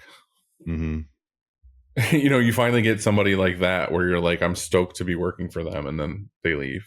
I think that to me hurts more than being like, oh, we messed up 100 shirts or 500 shirts or 1,000 shirts or whatever. All right, what's on your breakfast bagel these days? Oh, sausage, egg, and cheese on a sesame bagel. Every time? Every time. Hands down. All right. Hands down. Hell yeah. All right, top 4 favorite movies. I love that he's acting like he didn't know these were going to happen. Hold on, I have list. no idea how you thought these weren't going to happen. I got a list. Don't worry. I've been looking I forward wrote to these this down. for 3 hours. It's not 4. It's time. Well, it depends on the time of day. Just list them all. All right. Well, I have a list of like my probably all-time favorite TV shows and movies that like are my comfort food movies. Apollo 13 is one of my all-time Oh my favorite god, movies. it's so good. We've Talking probably to seen Tom it together Hanks. like Yeah, 10 I've watched it a times ton of already. times. Love that. That's a movie where I'll watch it no matter what time it's on. It makes me feel good. I like watching that movie. Iron Giant is a huge one for me. Okay. Which is a cartoon. Contact With is Jodie a great Foster. one for me. Jodie Foster. Yeah. That's Yeah. the And Matthew poster. McConaughey. That's the poster. Yeah. The Thing. Lord of the Rings trilogies. I don't love the Hobbit movies as much, but Lord of the Rings ones I do. I mean, I like the Hobbit movies, but they're not up there as much for me. The movie Heavy Metal, which not a lot of people have seen. Yeah, I have seen that. That one was my favorite movie for a really long time. That's my whole sleeve tattoo is Heavy Metal. Really? It's the opening scene of the movie. Mm-hmm. The reason why that movie resonated, but like stuck with me Because you were young and because I was young, and it was girls' like boobs there in was it. tits, there was Yeah. rock and Huge roll, tits. there was drugs, there was like all these things when you're a kid that you're Adult like, I'm things. getting away with watching this. Mm-hmm. I loved it. And it was also a cartoon that was like had zombies and like guns and like naked girls and like space stuff and like all of the things you would want in a movie. And it was like all these rock bands in the background and stuff. And When we were first friends, he told me awesome. about it, and I downloaded it to watch it on a flight on the way Bad to Long idea Beach. to watch And on I an put on, I airplane. was like, oh, never mind. It's I so will not good. watch. I didn't know. Sitting next to But anyway, some little kid. Heavy Metal is a magazine that's like an art, the artist magazine, and it's like basically, if anybody listening watches like, there's a show on Netflix called Love, Death, and Robots, and then there's one on Amazon that's like, I can't remember. It's like I'm looking. it's like Play or something. I can't remember. It's by the same guy. So basically, he gets it's how Heavy Metal is, where it's like Heavy Metal, the movie is shorts. So it's like whatever, 5 or 6 shorts that are by different artists, and that they all come together with one theme. And I just loved it. Like growing up, it was just something that was like stuck with me that I loved so much. But Love, Death, and Robots is very similar to like Heavy Metal, where it's a bunch of shorts and they come together as kind of like one theme. Anyway, Hell or High Water is like a newer-ish movie that's like one of my favorites. It's like a modern Western, it's just really good. I love that one a lot. Interstellar is one of my all-time favorites. So good. I love space movies. Have you seen Spaceman with Adam Sandler? I've watched half of it. We I feel like I was tried, sick or yeah. something when I was watching it, Okay. and I I've didn't not seen finish it. I just saw the preview and I was like, this could We be awesome or tried. terrible. We It gave was up, it like, was halfway yeah, it was kind of through. weird. I mean, I've Mm. seen a shitload of weird sci-fi space movies, but that one, Yeah. I don't know, didn't. I But don't land. Event remember. Horizon. Event Horizon's Oh my great. God. Love it. I Fire in love the Sky all and of the Event Horizon. things. I love all the things in that movie until it gets near the end, where was it Mhm. Sam Neill turns Mhm. into the devil, basically, Yeah. and I'm like, you lost me. Mm-hmm. Like, I like the space aspect of this movie. Yeah. It's Now like you're Sphere. Like bringing the Sphere is devil. like that for me, where I love that it's at Mhm. the bottom of the ocean and it's this whole whatever, and then it gets really weird. But Heat and Saving Private Ryan are the last two on that list for me. Are you going to see Heat 2? Hell yeah, I'm gonna see Heat Yeah, too. dude. Where's the van? He is amazing. It's up there. I was Saving Private told Ryan, something. though. One of my apprentices told me that Val Kilmer wasn't paid for Heat to the point where he said, if you're not going to pay me, put me on the poster in the center. And so they did that instead, in lieu of paying him what he was asking for, whatever, however that worked. But also I don't know with if that's that, true. he got a ton of recognition from that movie because they did like live fire for all of the shooting in the streets. It's like they showed that clip of Val loading and reloading and all of that in actual like schools for people to learn tactical shit. Jesus, that scene is so long and so amazing. It's amazing because it's not God. like they did like ADR or anything. It was just like blanks, just like keeps fucking going. Yeah, and the way he like loaded and reloaded is like a thing they teach. It's crazy. Dude, love that movie. That's badass. I cried my eyes out to Clerks 3 the other night, and that's where my movie thing goes. But I don't know if you've seen that one, but I cried like a baby. It's so sad, but so wonderful. I love the Clerks franchise. It's it's good. Anyways, but those movies wrap me up kind of like, again, a lot of those are, like we talked earlier, like stressful, or you know, the space ones are always really good for me. I like space movies and, you know, submarine movies, deep sea stuff. It's your van, dude. It's you're having a spot, like it's a little capsule, like it kind of eliminates the world and you're in this one little zone, like this safe space. I think that's probably where that space comes from. The love of vans, all these things, like it's your own little room somewhere in where nothing else matters. That's interesting. The space ties into all that with your comfortability of movies. And I'm going to get all philosophical here. Once I hit the 3-hour mark, I start getting weird and going down rabbit holes. So what's the weirdest or coolest place you've seen an Upstate merch printed shirt, like on a magazine or on like a DVD, or like someone's wearing like something one of the we printed for somebody else? Yeah. John Mayer on stage is pretty cool. The John Mayer one was cool. That was the shirt you guys printed that he was wearing? Mm-hmm. Yeah, okay, we I printed thought it was just stuff. a shirt of the company. No, we printed the Macintosh, I think. We printed the Macintosh stuff. That's pretty badass.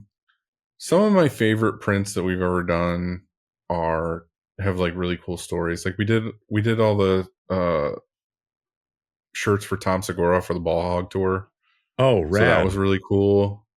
Did you get to go to the tour? From here. He went to high school. No, I didn't get a chance to. We did a lot of the tour merch for John Mulaney a couple of years ago. That was really fun. He's hilarious. Mm-hmm. We did this. I did this one. I met this guy, Charles Lippincott, he's done a ton of movies. He's done like Alien, and he did like the first. Well, he did the Star Wars movies. He was like the head of marketing basically for Star Wars. When Star Wars nobody knew anything about Star Wars. It was like the first one came out, whatever. He had this design made that was the triangle and had Luke in the middle, and it had like the lightsaber and all this other stuff.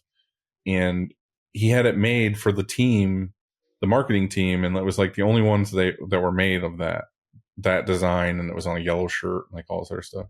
But anyway, years and years later, as an old man, like he hit me up and was like, "Hey, like I have this design still and the rights to it, and whatever. I want to get shirts made for the original crew of the Star Wars movie." So I got to print that artwork, which was really cool. And that's like that rad. shirt, and like gave that to him, and he gave it to all the staff of like the original Star Wars movie. So like that was just a super cool like thing to do. But like we did a run of a bunch of like big band stuff before that was like prideful for me. We did a bunch of stuff for like Primus and Green Day and like I don't know, a ton of stuff like it's really cool to print like the Ozzy Bark of the Moon shirt, or like to print like the Dookie shirt, or like the Frizzle Fry like Primus shirt. Yeah, like there's a lot of things like that that's just like fuck yeah, like I've got to print that. But I think those are like the ones that stand out to me. Usually it's the stuff that like nostalgia stands out for me is what I'm excited to print. So yeah, when you said Frizzle Fry, I was already getting nostalgic of middle school, like my buddy Jerry's bedroom CDs laying around or tapes laying around, and Pork Soda and Frizzle Fry. Yeah. Me and Chris are big Primus fans, so it was really cool to do that one. That's rad. What's the biggest risk of your career? Nick from High Pine. Biggest risk? Fucking the biggest risk is just starting the whole thing in the first place. I think buying the building was a huge risk because I had no money at all, and I was just like, I guess I'm going to do this. I think leaving Terminus and not like taking their job would have been the safe route. Yeah, leaving Terminus and starting my own thing was your definitely own risky. Instead of taking their offer. The other part of that being risky is that I had a wife and a kid and no job. And I was like, I'm going to start a business. This is a good idea. Yeah, but there's something to be said about like survival mode. Oh yeah. Like, well, that's what I was saying about being broke and like say someone shuts the power off. It's like it's funny how fast you can contact people in your contacts list and like get somebody to buy and place an order when you need it. And that's the benefit of being slow in the wintertime is like now you have the availability to hit up, 20 new customers a day or 100 new customers a day or whatever. It's like, it's because you're hungry. You do a lot more work when you're hungry. Yeah. So that's why I can't watch Cinderella Man or Pursuit of Happiness after having kids, because it just crushes me. I can't. Yeah. Can't handle it. I feel that. Watch The Road when you have kids. That's the worst. Oh, shit. Yeah. I think that's about it. Well, Dewey, I love you. I appreciate you. I love you too. I appreciate you as well. I thanks for this opportunity. This is awesome. And hopefully people enjoy it and reach out and let you know what they think of what you've done. So I haven't done a 3-hour banger in a while. So yeah. Hell yeah. It's sad that it was for me. Why? She's going to get you, man. All right, dude. Thank you very much. Fantastic. Appreciate Bye. you. Bye.